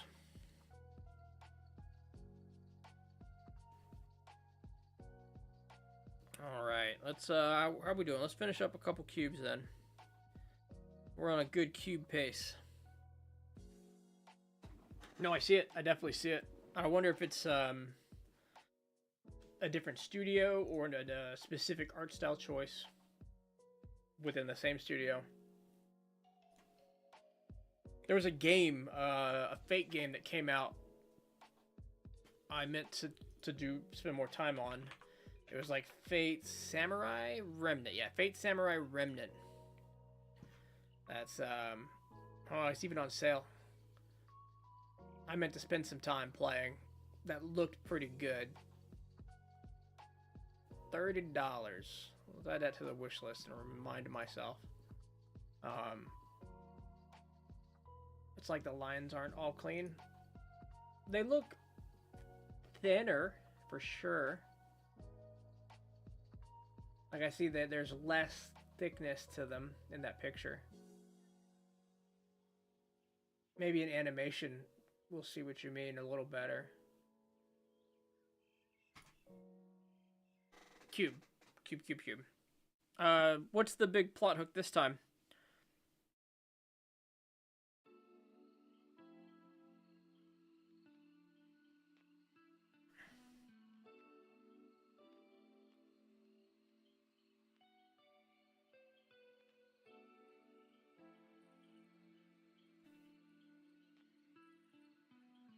I don't know if there ever was a big plot hook to the one I watched, which might have been early in the series. But I tried to watch things in the watch order. It was more like there's a war and we're fighting. I didn't watch enough of them to know if there were major differences between them.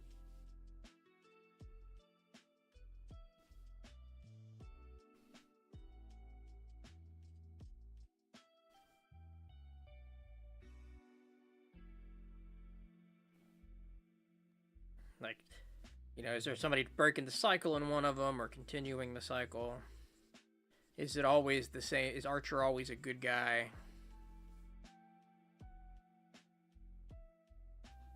Big plot is it's in the US and it's fake. How's it fake? That seems like a fun premise, but I don't understand. Like, the story's not happening, it's all in somebody's dream. Are we trapped in a video game? One more box. And we'll have at least filled up our page. Now, I'm really liking the pencil, actually. We're going to do a lot more pencil sketching.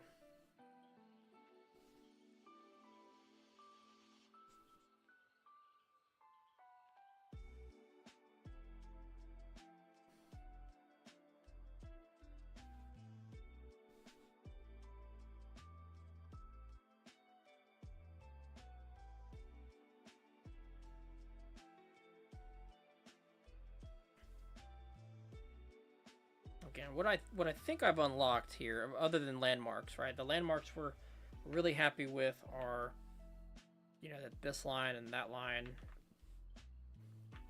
if we're gonna do the lines, I'll start at the points.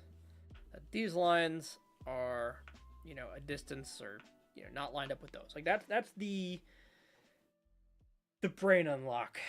What that's kind of allowed me to do today so far is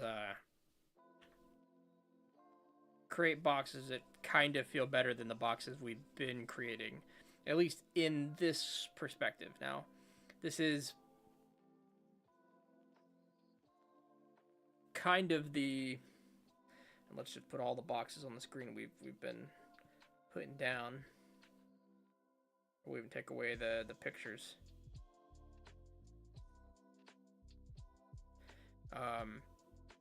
That is to say, now I need to do this for all the rotations of a box, right? I need to find the thing that helps it click in my brain, but we're in a better space. So you're not sure, like, they've somehow summoning heroic spirits and making their own Grail war, even though it isn't happening the way it does. Like the horse for the carriage, like it shouldn't be happening. People shouldn't be able to summon. And so that's the... I watched the recommended first one, I want to say, but even then the story was like, this isn't how it normally happens. Like, is there a Fate anime that, like a series, a story, one of the stories that's like, this is how Grail Holy War happens. It normally happens this way. Or are they all some kind of twist on the formula and they spend the series going, this is new. Or maybe I'm wildly out of pocket here and don't know what I'm talking about, which is the case normally. So I guess nothing new there.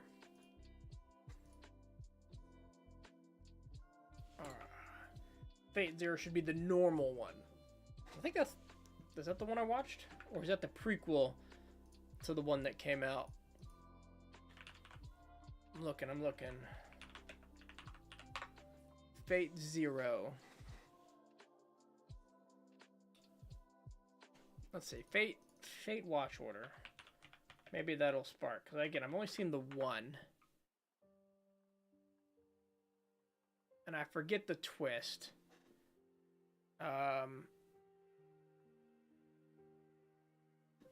Was it Unlimited? It might have been Unlimited Blade Works. Or just Fate Stay Night. I either watched the 2006 one or the 2014 one.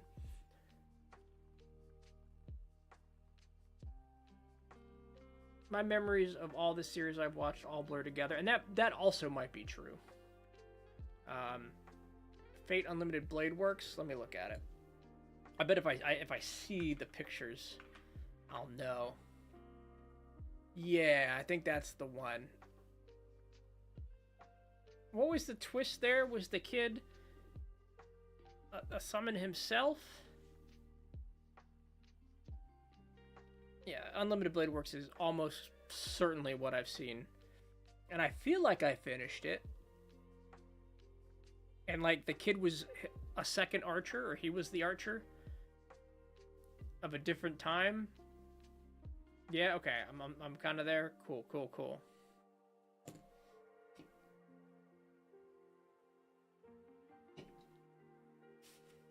I need to digest more anime, but I feel like I've already got a lot of anime in my life. I think in the same vein that I need to like get the art practice in. I feel like I've got to do the anime and the manga practice. You know, almost feel like every time I watch a series, I need to write summaries on it or something. Because there's so many I've watched that over the years, they all kind of, all of them, all the things you watch kind of blur together.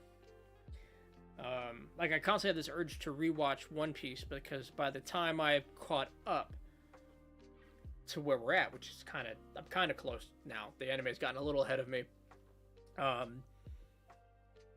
It's been so long that the stuff in the beginning is a memory from 10 years ago. Except for the opening sequences, which I've read and reread in all of my attempts to go all the way back through it again, because I've forgotten so much of it. There's so much to watch. But then what about everything else?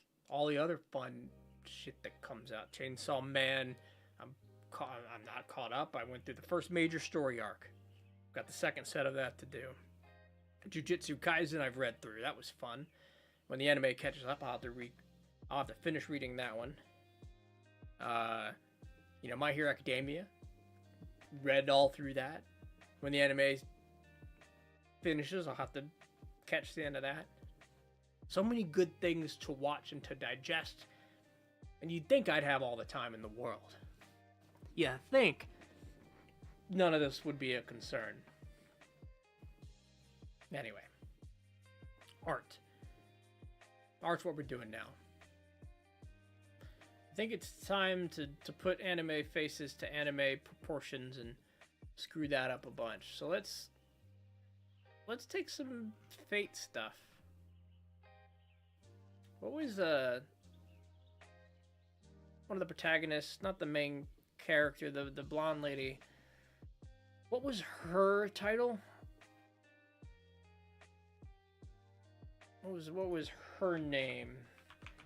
She's a staple, like Archer, right? Saber.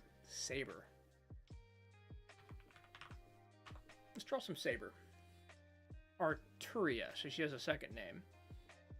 Is she King Arthur? Is that the idea? No, it was that they were different heroes throughout time that hold the mantle of Archer, Saber, Berserker, etc. So there's multiple Sabers, but yet they're all her? Yeah. Alright. Let's just pick a good, easy angle on the face. Something straight on without a lot of hair in the way.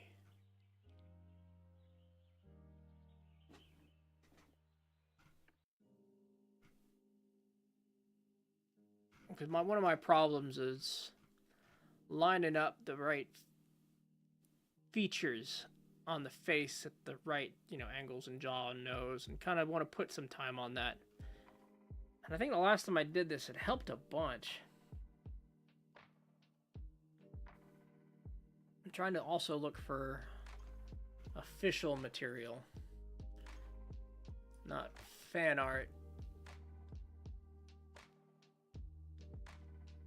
So really should be looking for manga stuff, but let's see it. Let's see what we got. If I take out some titles in my Google search, we can find some. We need something closer up than that, but that's a good photo. That's a good piece. There are actually a couple pieces I see people are drawn out. Those look cool. Some good angles, some good poses. We're gonna bring it over to the stream in a second. I gotta get this pencil out of my hand. She seems to be reoccurring, but yes, there should be other sabers. Just, okay, that makes sense. It's all clicking back into place. I appreciate the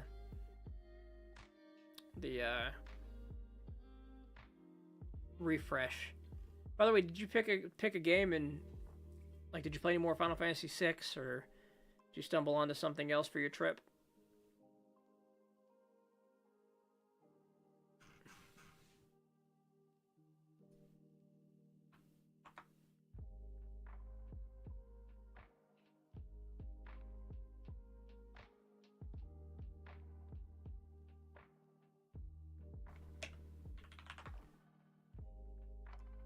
This is a little harder to find something I want to start with than I figured it would be.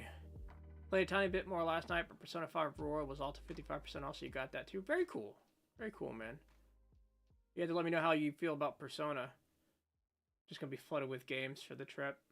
Hey, Marcelo. I'm doing great. I'm doing really good. We actually... Here, we'll undo that last layer real quick.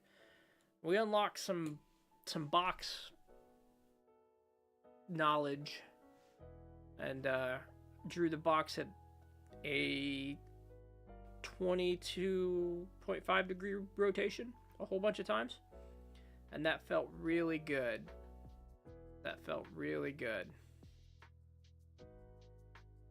And it was simple. It was a simple, as it rotates, the orthogonal line on the left and the right and the angles work different. That these where's it at? Well, I'm thinking about it, this line and this line are, not in line with each other, and for some reason that's all it took. Now we just had to unlock that, intuitive knowledge for everything else. Now we're just trying to find a good face to redraw over and over. We landed on Fate Stay Night, Saber as a character. Because one problem we have had is placing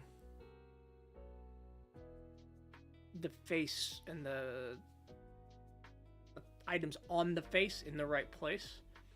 And we found some success if we just draw it over and over and over.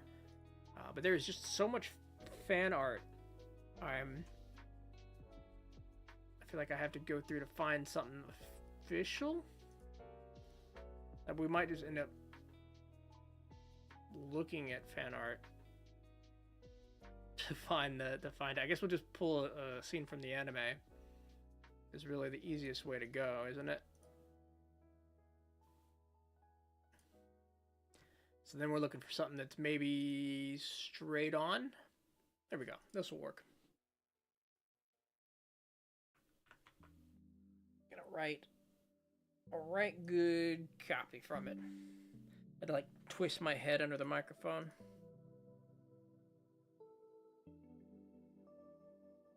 Okay, so right there. Anime face practice. Let's go. Straight on lines. We have this layer here. We'll put it top so we don't lose track of where we're at. We've got a nice pencil for this. We'll spend a little bit of time. Actually, put the pen on, let's make it red, and just spend a little bit of time tracing over and thinking about the actual shape. So theoretically, what? There's a circle up here. In fact, here, let's do a circle. We just put a circle down, drag that layer around, and land it. We have a line in that same vein. A couple lines. Nope. U, and click the line. We have a couple lines here, and they are curved. So let's not forget our curved portions, but going to dissect it. From there, we have a nose structure, kind of in the middle, at the bottom of the circle, but in the middle of, oh, that's thick as hell. In the middle of here is what I'm thinking. Middle of this line. We have the mouth.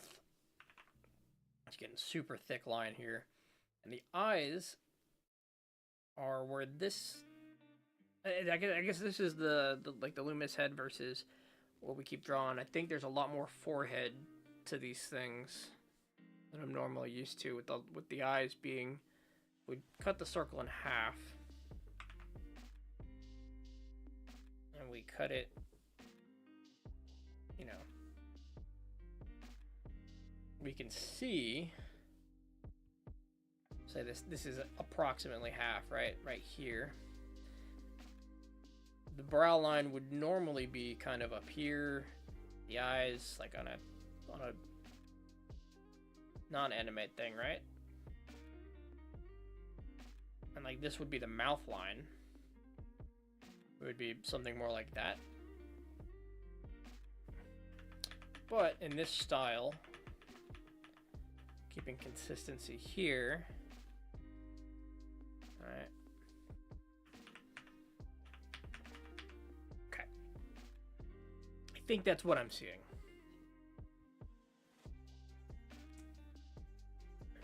Okay. So let's go over to the pencil.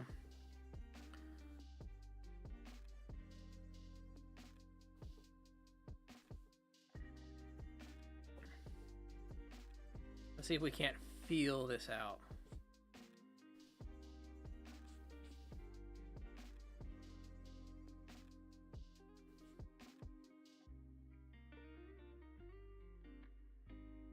Kind of at, see, we already a little shallow here, unless we really distinctly make this line. We're feeling some kind of way. First, let's cut and paste that on a new layer. Deselect it, move the layer over top, and kind of see what we've got. It's hard to tell because we're using the pencil. I can kind of see it, like immediately. We're using different angles on the left and the right. We're a little long on the right, we're a little short on the left.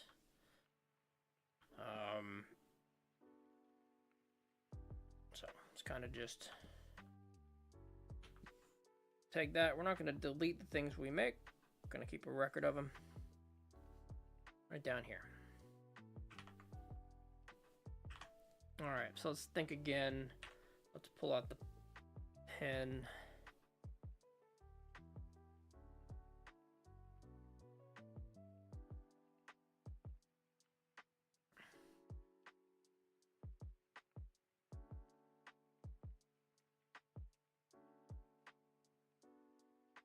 I guess we can even copy that. We spend a little bit of time copying the nose and the eyes a bit will help. Thinking about where they are and what they look like.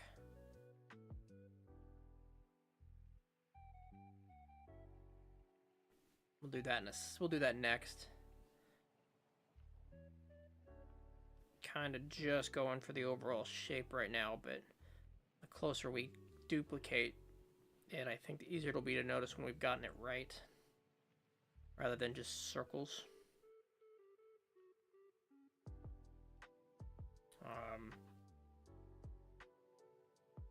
I think we should do new layers for each of these. Just a little small, a little unangled.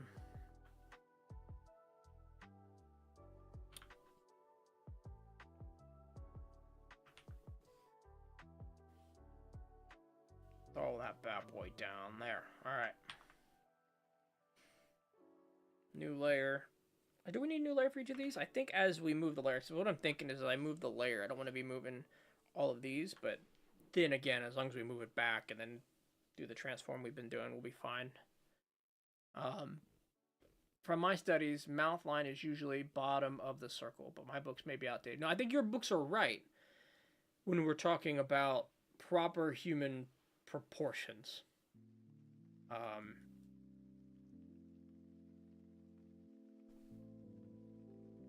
We are either, and that's kind of what I've been seeing. Like, if you look up how to draw a head from life, and you look up like how to draw anime head, right? There's differences, and those are differences I'm trying to wrap my head around. Oh, it's a manga book. Oh, which one? I've heard there's a whispers of an old manga book.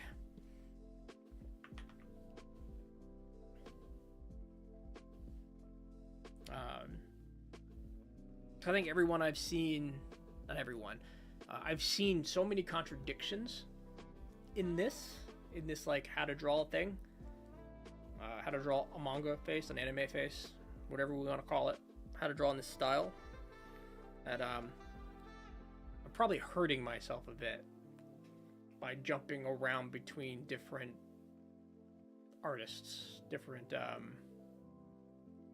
protagonists, if you will. We should pick one and stick with it. Some book I got, maybe a decade ago. There was one that Okar sent me the other day, and I'm just wondering if they're the same. I'll send you a link. That apparently is a classic that all young children in the early 2000s picked up.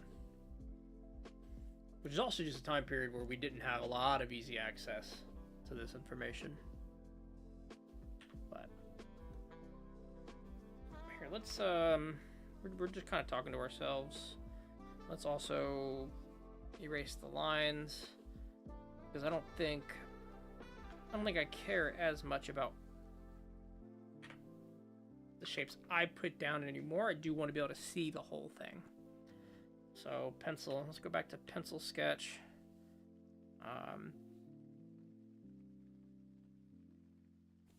And again, putting shapes on it's probably the right answer. We're skipping some steps here.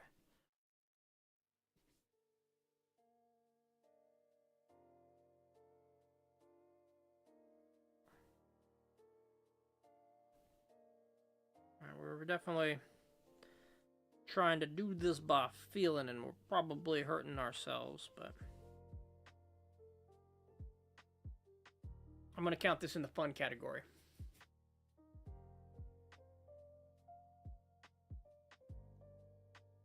All right, the nose here,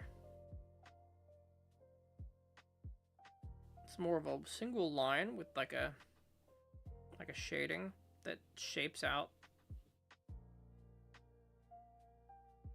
the rest of the nose. Probably nothing like that. So it's more of an impression of a nose. Then the eyes, we get kind of a flat line that curves up. Maybe even curves in a bit. And then it cuts in pretty hard. I don't even know if I can call this one straight on.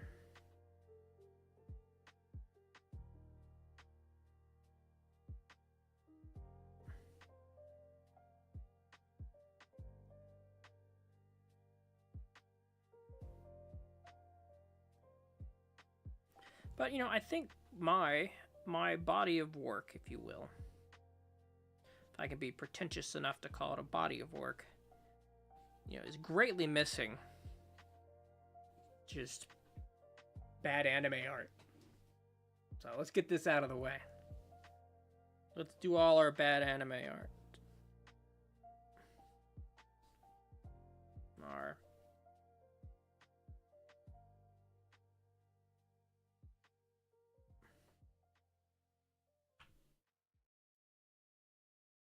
yeah, okay, a little wide that time, a little tall on the eyes.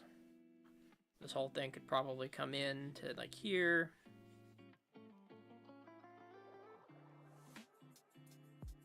All right, the eyes could.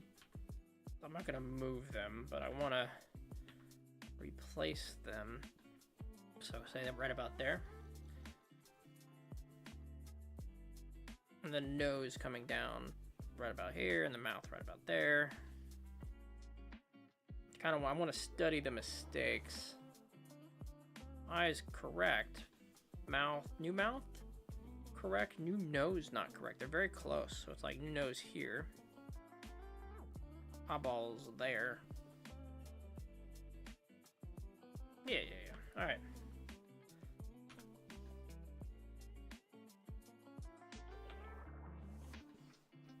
Let's move you around. Let's shrink you down. Let's put you in the catalog of faces. Alright. Oh, let's do...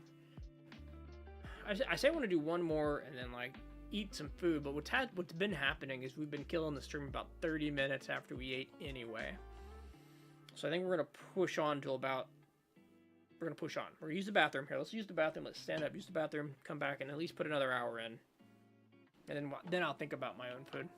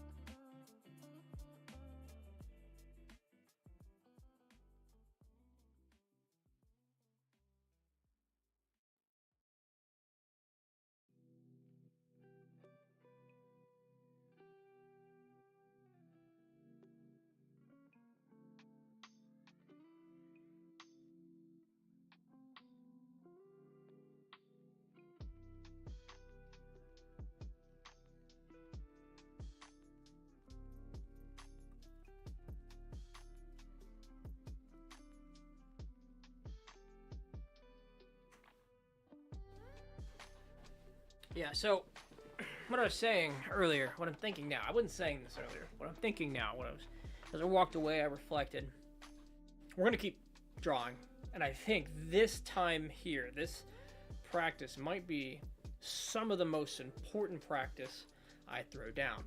Not because these are lessons or good exercises or good things to master, but I'm putting down bad art, and I need to be able to do this without feeling bad about myself, if you will. I need to be able to do it and not stress about it and scare myself away. And I see the book you have linked.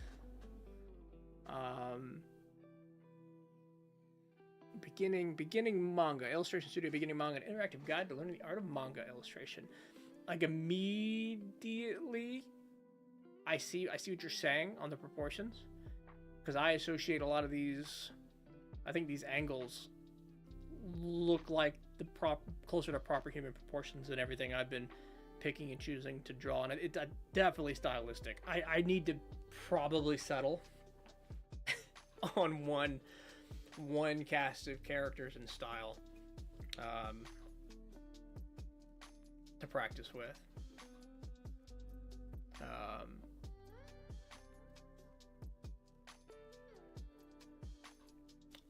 So maybe I will right now at this moment go to Shonen Jump. Pick something modern and work with it. Let's do that.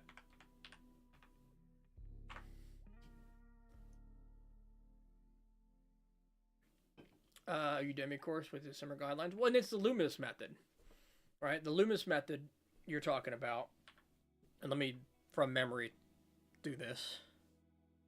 Is you get the circle, all right? You slice off part of it on both sides. You round it off, right? And let's say this is straight on, which it is poorly, right? Your ear is here. You get the eye line that comes across, or the brow line. That's the brow line.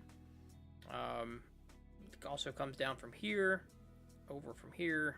All right, you've broken it into thirds. You get the jaw that comes down about whatever this distance is. Again, this is wildly, there's some problems, but you and me, we probably both seen this. And then it's nose here. Let's put some color on it. It's like nose there, brows there. All right, brows, eyeballs, mouth. And that's kind of, I mean, that is distorted, but I think that's normally what we see. How's the drawing going? Hey, Welsh Tiger. It's going well. We're just kind of working through faces and proportions. And I think one of the things we're tackling right now is how it's different depending on the style of art when you're looking at like anime and manga, right? Which is the art style I like and lean towards. Comic style, if you will.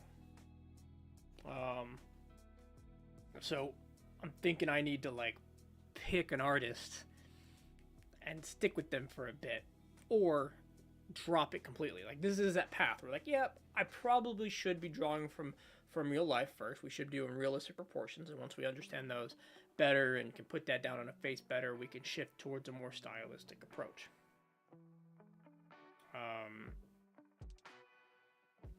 The question is, what are we seeing in this photo? I guess let's do it from straight on and then do both before we talk about what we think we know. Because this is what we're doing. We're talking about what we think we know right now. All right. Right in the middle, that's brow line. Right here, that's nose line. Break it into thirds, right? And again. Oh, this line. And then thirds again, right?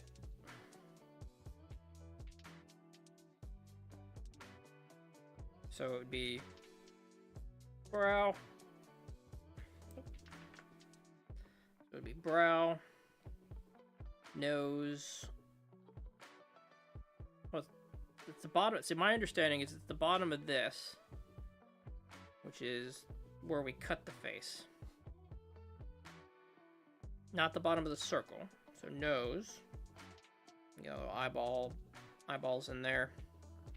And then wherever the center is here, which I think we drew the black line a little low, so we'll put the mouth there. So we take this, let's take this, and move it up and look. See if we can't stretch it out in a way that lines up, say, the eyes, the mouth, and the nose. Not stretch, but, you know, stretch. The eyes are there and the nose are there, and the mouth should be there.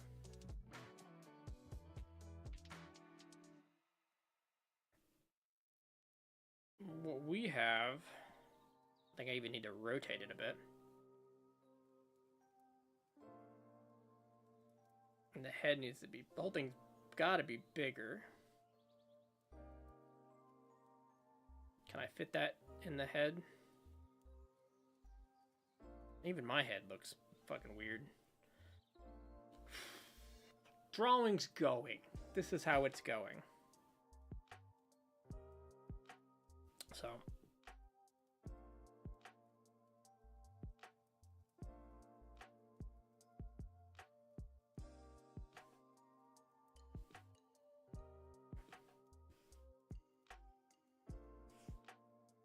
This is how it's going.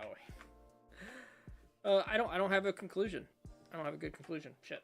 Not that. Cancelled.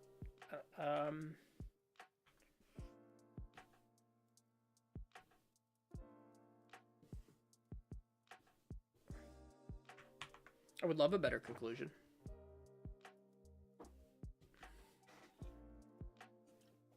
Let's pick a better reference. Let's pick something and stick with it for a bit. We've been heavy on the One Piece. I'm inclined to stay there, but there are so many stylistic shifts in One Piece alone that might be challenging.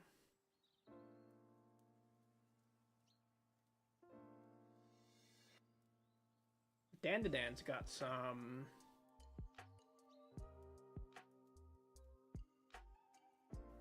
a good style. I guess whatever choice I make now doesn't have to be the choice. So let's do some early Chainsaw Man. We started working on that one panel on paper, so maybe another thing to go back to. Better stuff you like than something you don't. Doing better than me. I can't draw people. Oh, well, thank you, Welsh. I'm sure you're just fine.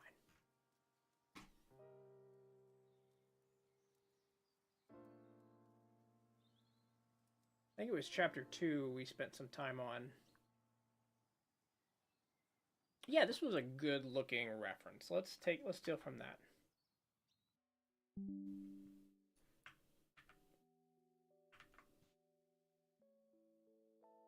This was a panel we tried to do on paper. And what I'm liking about a couple of these faces, and we'll try to line them up, is we've got the same character.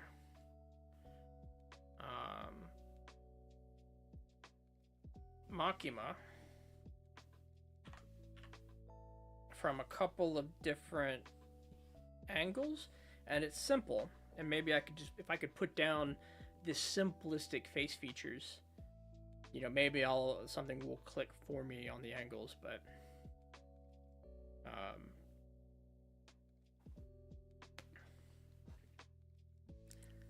I say interesting topic point though, Welsh. Draw something you like versus, you know, the opposite, which is something that'll make you a study, if you will. I definitely don't do enough fun finished pieces. I do more study than I probably should. And even the fun stuff, I treat like a study. Say these lines here are what we were working on the other day. And then trying to place like features on them freehand. Now, there's some better, you know, Makima stuff out there. But I am not brave enough to sort through it on stream yet. This is one of those things we prep ahead of time, right? Yeah. I'm gonna get a sense for here's why we're tracing, so I can do that.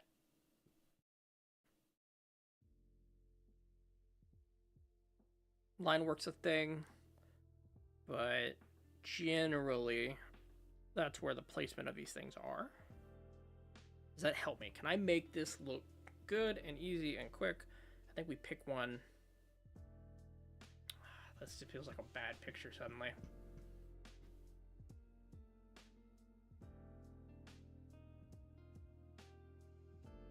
Drawing from reference. Let's sort through. I'm going to sort through something more zoomed in.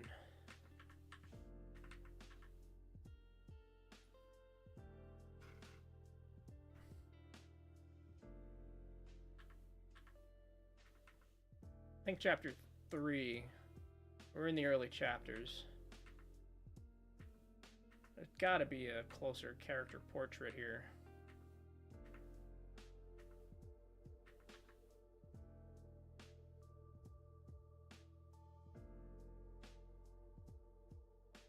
Chapter 4, maybe? Or the end of chapter 3.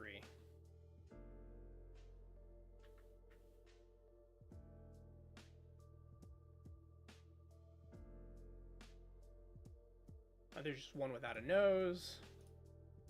Chapter 4.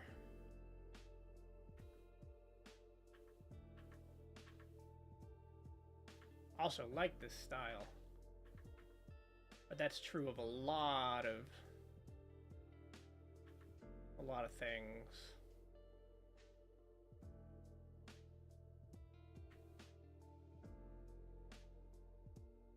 Okay, here's one. We'll settle on something. We're gonna just get to doodling.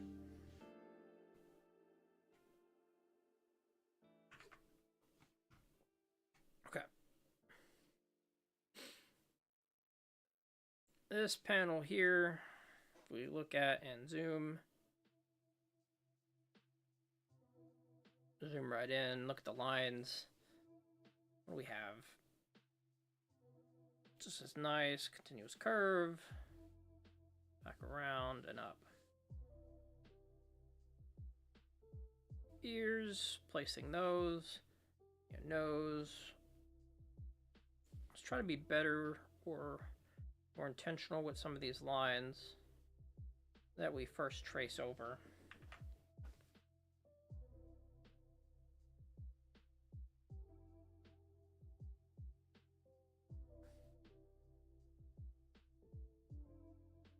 Because I think what I want to see now, I want to be able to throw that down confidently, right? Like this bit there. So what's going to happen is probably not that. But let's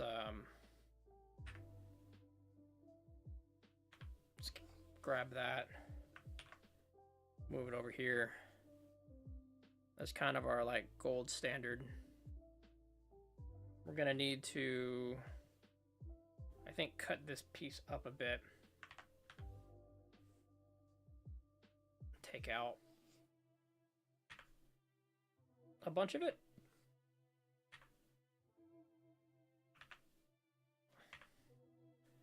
So I have room to draw next to it.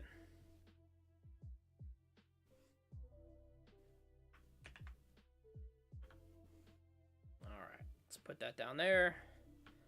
Let's put that there. And pull out the pencil. And take a look. So. Black line. Let's sit with the pencil. Do you know that some anime characters are based on cats? Interesting. I didn't yesterday. Or the day before. You're the second person to mention it this week. And my reaction then and reaction now was like, big eyes, small mouth. That makes sense. Big-eyed cats. Small mouth cats.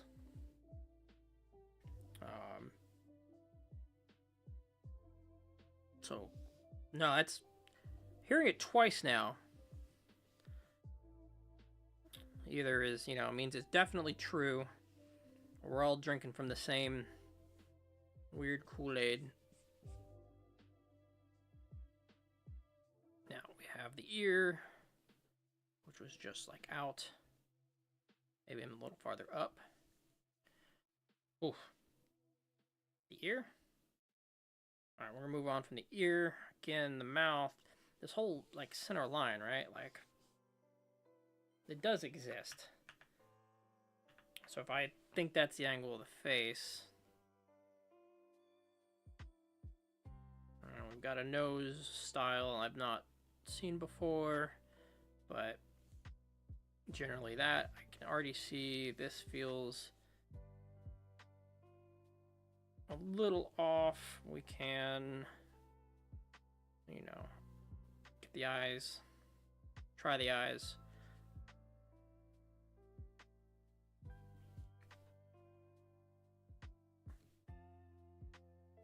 They're kind of in a line this way, right?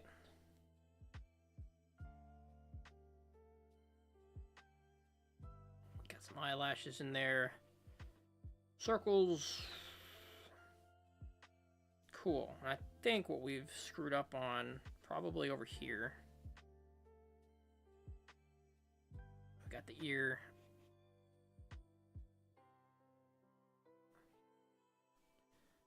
And this just becomes like the hair that's kind of in the way.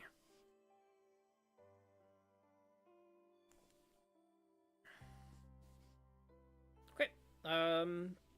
Before I take it over there and compare, let's see what we disagree with so far. Oh, that's a big eraser. Oh, I'm zoomed in. I'm super zoomed in. Let's see what we can clean up on our own.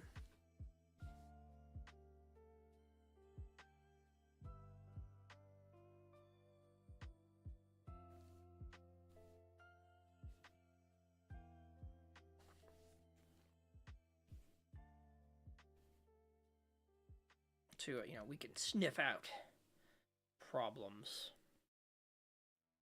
I think first we're gonna zoom in on the face and zoom out on our picture, so we're not so like this is 15 on the pencil, and that's a little thick. We're zoomed in 400%. I think is the better way to put this. But let's go ahead and do the comparison.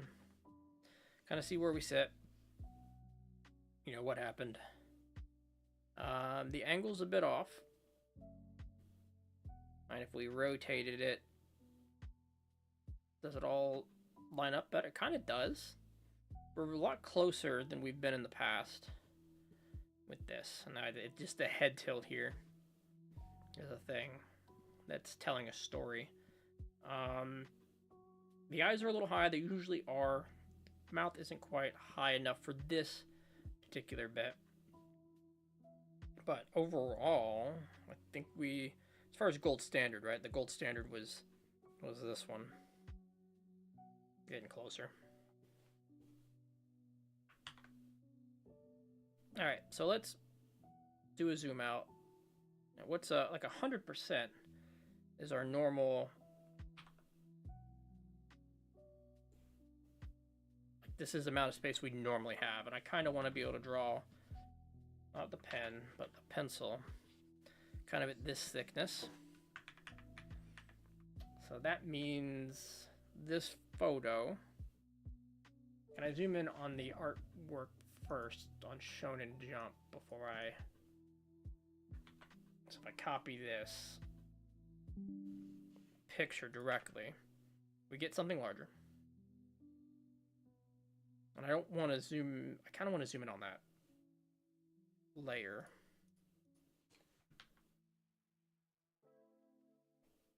Transforming it without warping it. Whatever feels right at about 100% is probably going to be about half the page. There we go. All right, let's say that's our space. Not save. Get rid of all the other layers, add a new one on top, and let's start. So, same thing. We do have a bit of a head tilt. If we say that there's a circle, maybe we'll do a circle occasionally. The angle of the head kind of goes this way. That's the center, which would be where the brow line normally is. So let's go with that assumption this time. We're a little bit tilted. Not a lot, right? And this is a sphere, so let's make it sphere-like.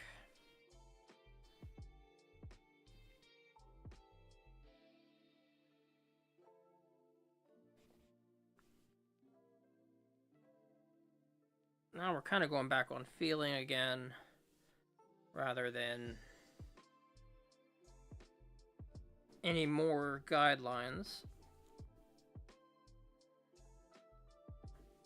Okay. Rules would say that, you know, this was a chopped off sphere somewhere over here and somewhere over here, which would change the line of the jaw.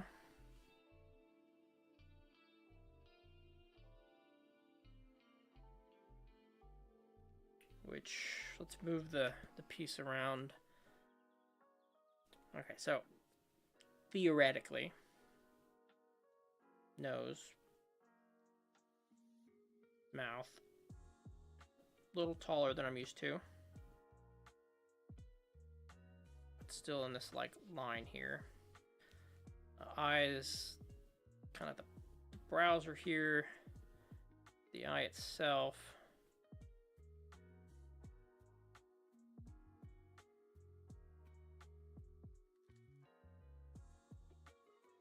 Do a line instead of these hashes for now.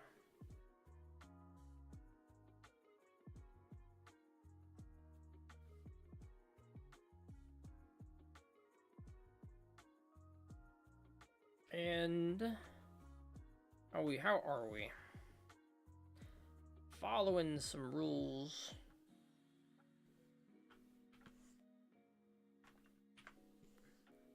So we gotta do some enlarging because we didn't draw it the same size. If we rotate it, are we better? Did we over-rotate the sphere?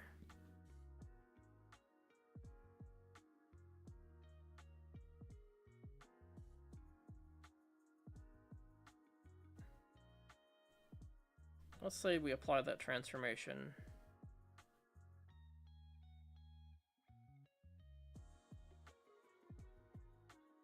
Hard to say, because I'm using pencil. I guess it's not that hard to say. If we line up with the left eye, jaw's not quite there, right eye's too far in, the nose not close enough, the mouth the nose, where would we move things? Let's actually pin this in. So we've got the eye. This eye moves over a bit. This nose we've got drawn moves up a bit to here. And again, the mouth is about right. The circle, we have the circle. I don't hate the circle shape, right? And I think what we definitely didn't do was enough length here.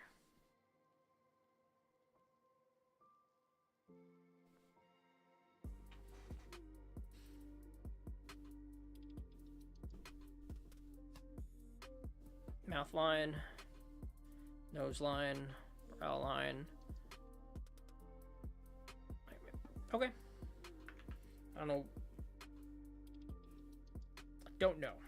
That's the only thing I have to say. I don't know. Again.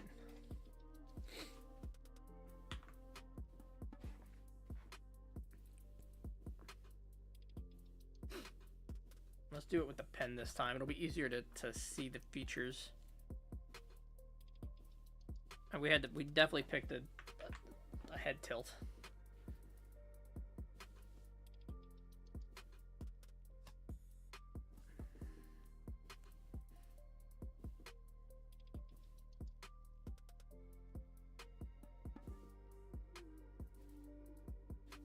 Continue those lines up forever.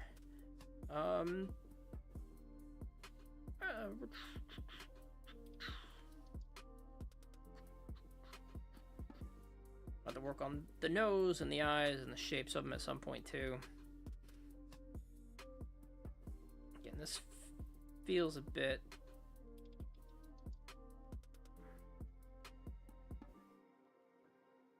I think the circles are pretty good indicators here of where the eyes are. The pupils she's got is like circular.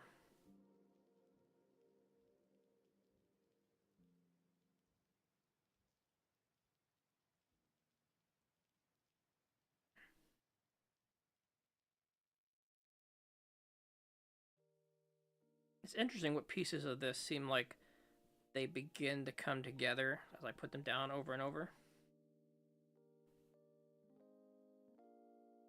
And what pieces don't.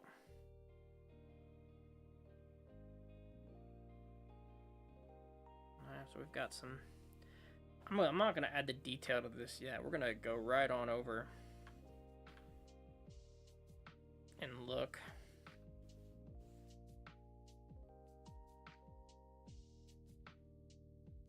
We're still drawing big. But if we drop things on it, rotate it a bit, that's still the problem. Better. We moved the eyeball to the right a little too much. I think even if we shrink it a bit more, because I'm picking a line, a feature on the face, like this line on the left.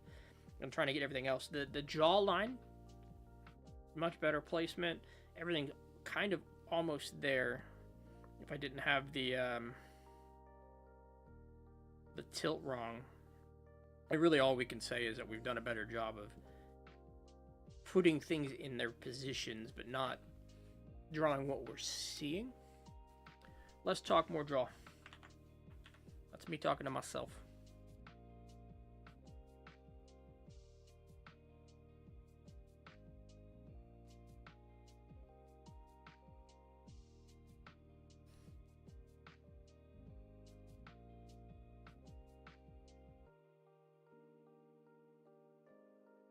I'm not even 100% sure what I'm practicing yet. Moments like this, like, all right, maybe we just do real life models.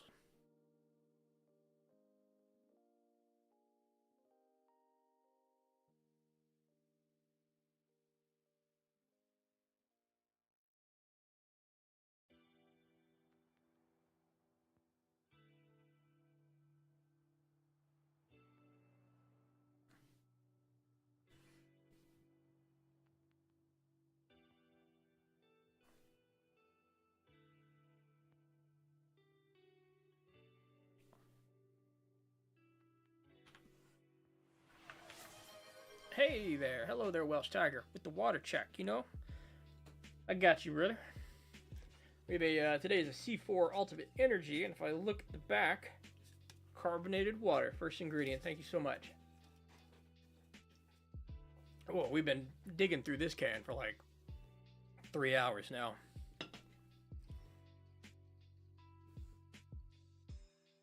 I say we gotta clean up lines, but let's see where we ended up. I don't get to do that joke often enough. Thank you. Okay. Okay. So aside from, like, this face is wide. Aside from being wrong, you know, we're getting the eyes and the mouth. It's this line here that's getting us. And even that, I think what we're seeing a lot here. Let me see if I can't think through this problem. Let me move that down. What I'm seeing a lot is this feels wide. This jaw, right, mostly here, feels wide. As if I'm seeing the underside of a chin kind of in there.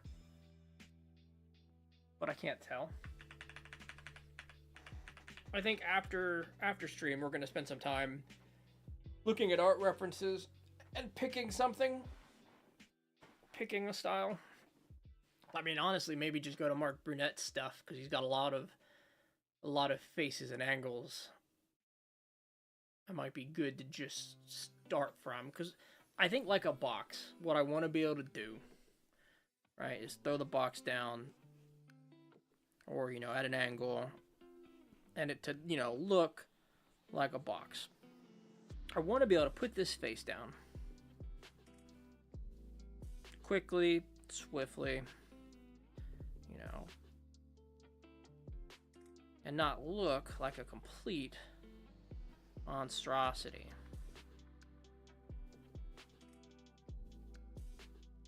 You know, just kind of rough something out.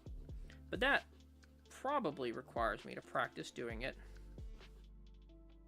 over and over. So it's kind of what we're doing. But I want to make sure, as I scratch it out, my brain fixes it for me. Not fixes it, but make sure we're getting a good body of practice of work to look at rather than maybe what we're doing now, which is jumping around from style to style to style. The hair over the face, yeah. Yeah. We'll re talk out loud. In a second, let's lean back. We're on ads, huh? I used to keep better track of these.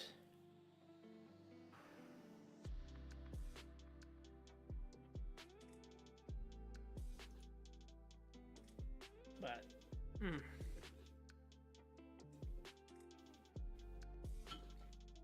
And this might be my answer. What we just threw out there.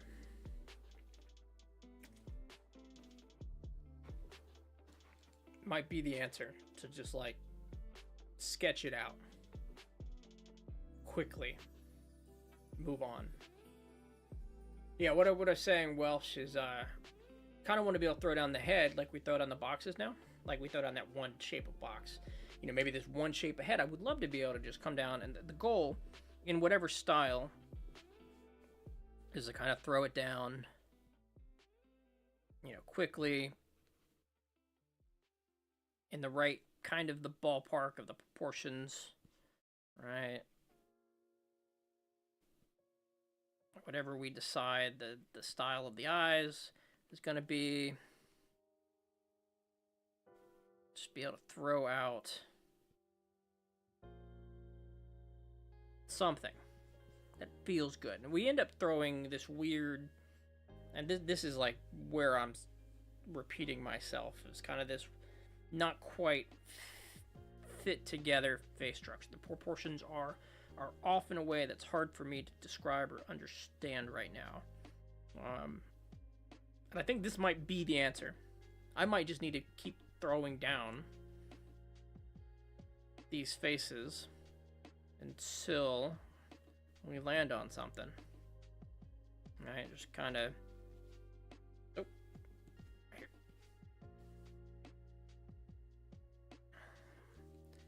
Find my lines. Wherever they are.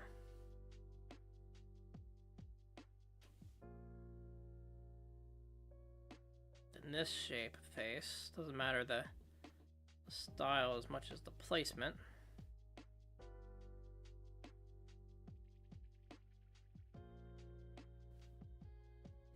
Quick sketches might do me more favors than taking, 10 minutes per, as long as I can critique it, as long as I can find what I would do differently the last time and make a change.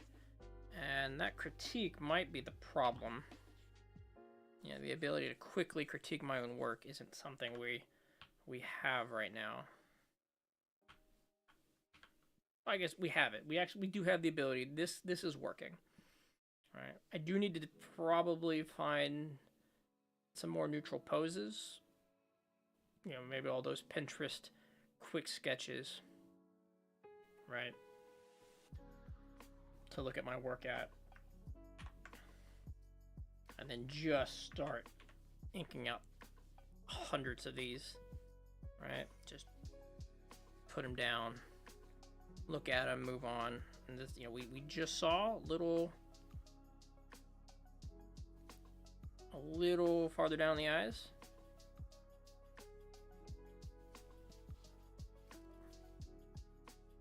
Bigger with chin. Just finding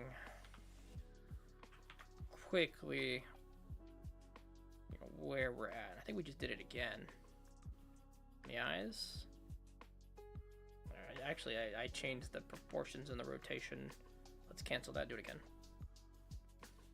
Cancel it and go again. So let's go, just shrink it. Do a quick analysis. The eyes are in a better place vertically, but the side of the face is now, too far out, too wide. Wide face. This might be the answer. I've said that a couple times now, but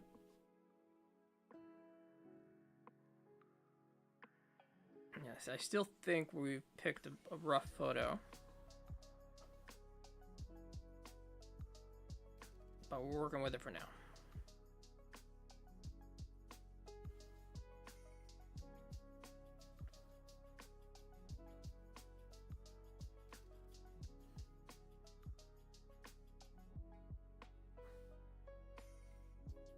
All right, we just kind of get out the general shape.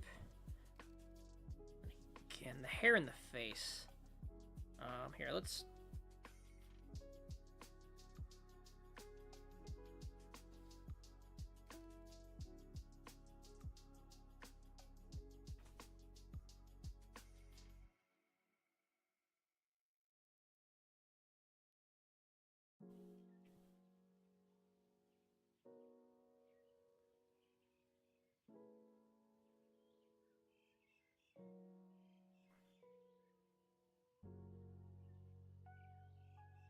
We're not even going for look-alike as much as I want that proportion to line up. Let me erase the lines I have really quickly. Alright, we're getting better at these hotkeys, he says, as he deselects the wrong thing, or deletes the wrong thing. We gotta reselect, which is nice, We're making myself use hotkeys as much as I can. Alright, proportions here. We can kind of see where we wanted them to be. We didn't have good rotations on anything. Even if we rotate it into our favor, shrink it a bit. I guess if we rotate it into our favor and shrink it a bit, everything lines up a little better.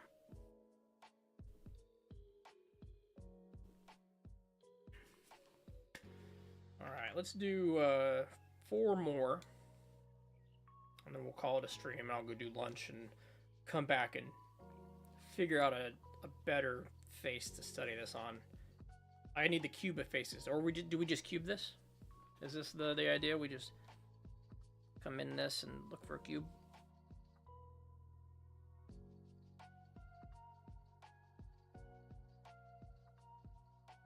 That's not even the right cube. I think that's not the right cube. Even that, we don't want to cube the face, we want to cube the head. Box the head. The head's in a box. That box is facing... It's tilted. I don't even think it's... has much...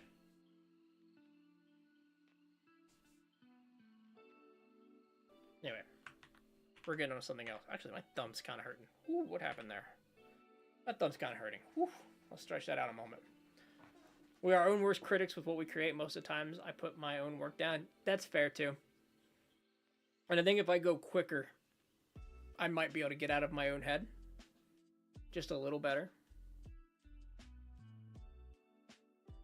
Get repetitions in at the same time. Repetitions in at the same time. Oh, I'm doing it again. This is a problem. Talk about that in a second. Get repetitions in. I think it's a thing I'm not doing. Let's assume that this is the perfect head to learn from. And I'll do like 8 drawings and I'll beat myself up for it and I'll stop. I only got 8 in. That's not enough repetitions to learn a thing. And it's because I'm being my own worst critic. The thumb is a grip problem I have.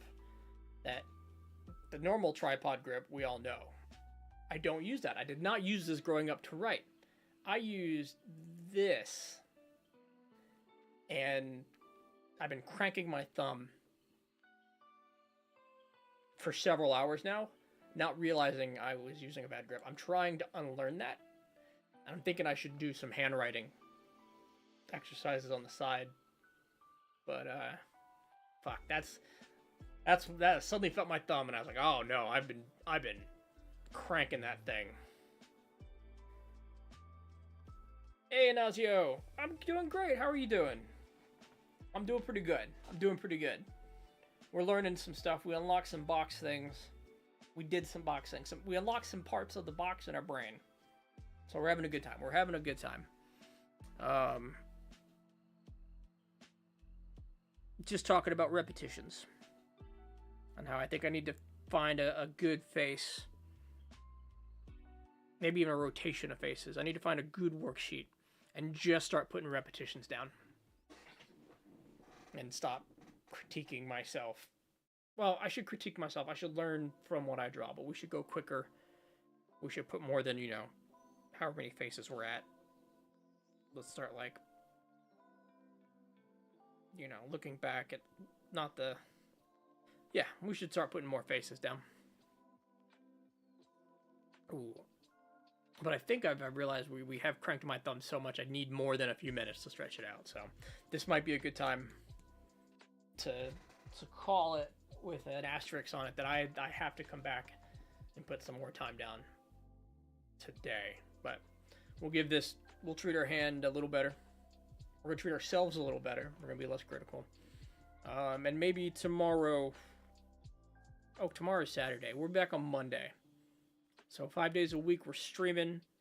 Sunday my plan is to do some Drawbox. Saturday I got some Mark Burnett classes I want to work through. But I think the rest of the day today, I'm going to raw stream. Not the rest of the day, but a couple hours. I want to put a couple hours of face down. So we're going to spend some time finding maybe a good worksheet to work off for a while. And put some repetitions down like we did the boxes. You've been doing good so far? That's awesome. It's Friday. Whether that means it's your weekend or not. Friday feels good. Hopefully it's your weekend. Hopefully you got a whole bunch of time ahead of you to kick back and relax. Maybe get your own art in. Ooh, I hit this combo button. I call it combo. It used to display whatever over here in that box, like the game we were playing, but we've never fixed it to show the art tablet. So right now it is just face cam, which I guess we also have a face cam. I don't even know if it's set up right now with the right camera. Oh, so yeah, that's my plan for the weekend. We're actually getting into the boxes section of Drawbox. So when we come back on Monday, I'll be in a better place, hopefully, to put more boxes down and rotate more boxes. Because I think I've been trying to put down boxes without all of the right background and knowledge, and we kind of showed that to ourselves today when we were in Godot and we were actually rotating a box and learning some of those secrets. And then I want to do what we did today again, maybe, different boxes, different angles, and then show off any face proportion stuff. Not show off, kind of show off where we're at, but also get some good exercises to take that a step forward. So, week passed extremely quick. I thought today was Tuesday. I've been living in a similar world because the missus, she had Wednesday off. And so it felt like the weekend in the middle of the week for me. And I haven't quite adjusted to today being Friday. For all I know, it's Thursday. Let me double check. And I'm talking out my behind. No, it is Friday. It's properly Friday. So I hope you guys have a good weekend. I'll be back on Monday. I do appreciate you guys stopping in, and it makes the day go a little better, and I get occasional bits of feedback that do help. But ta-ta for now, guys. I'm gonna hit buttons.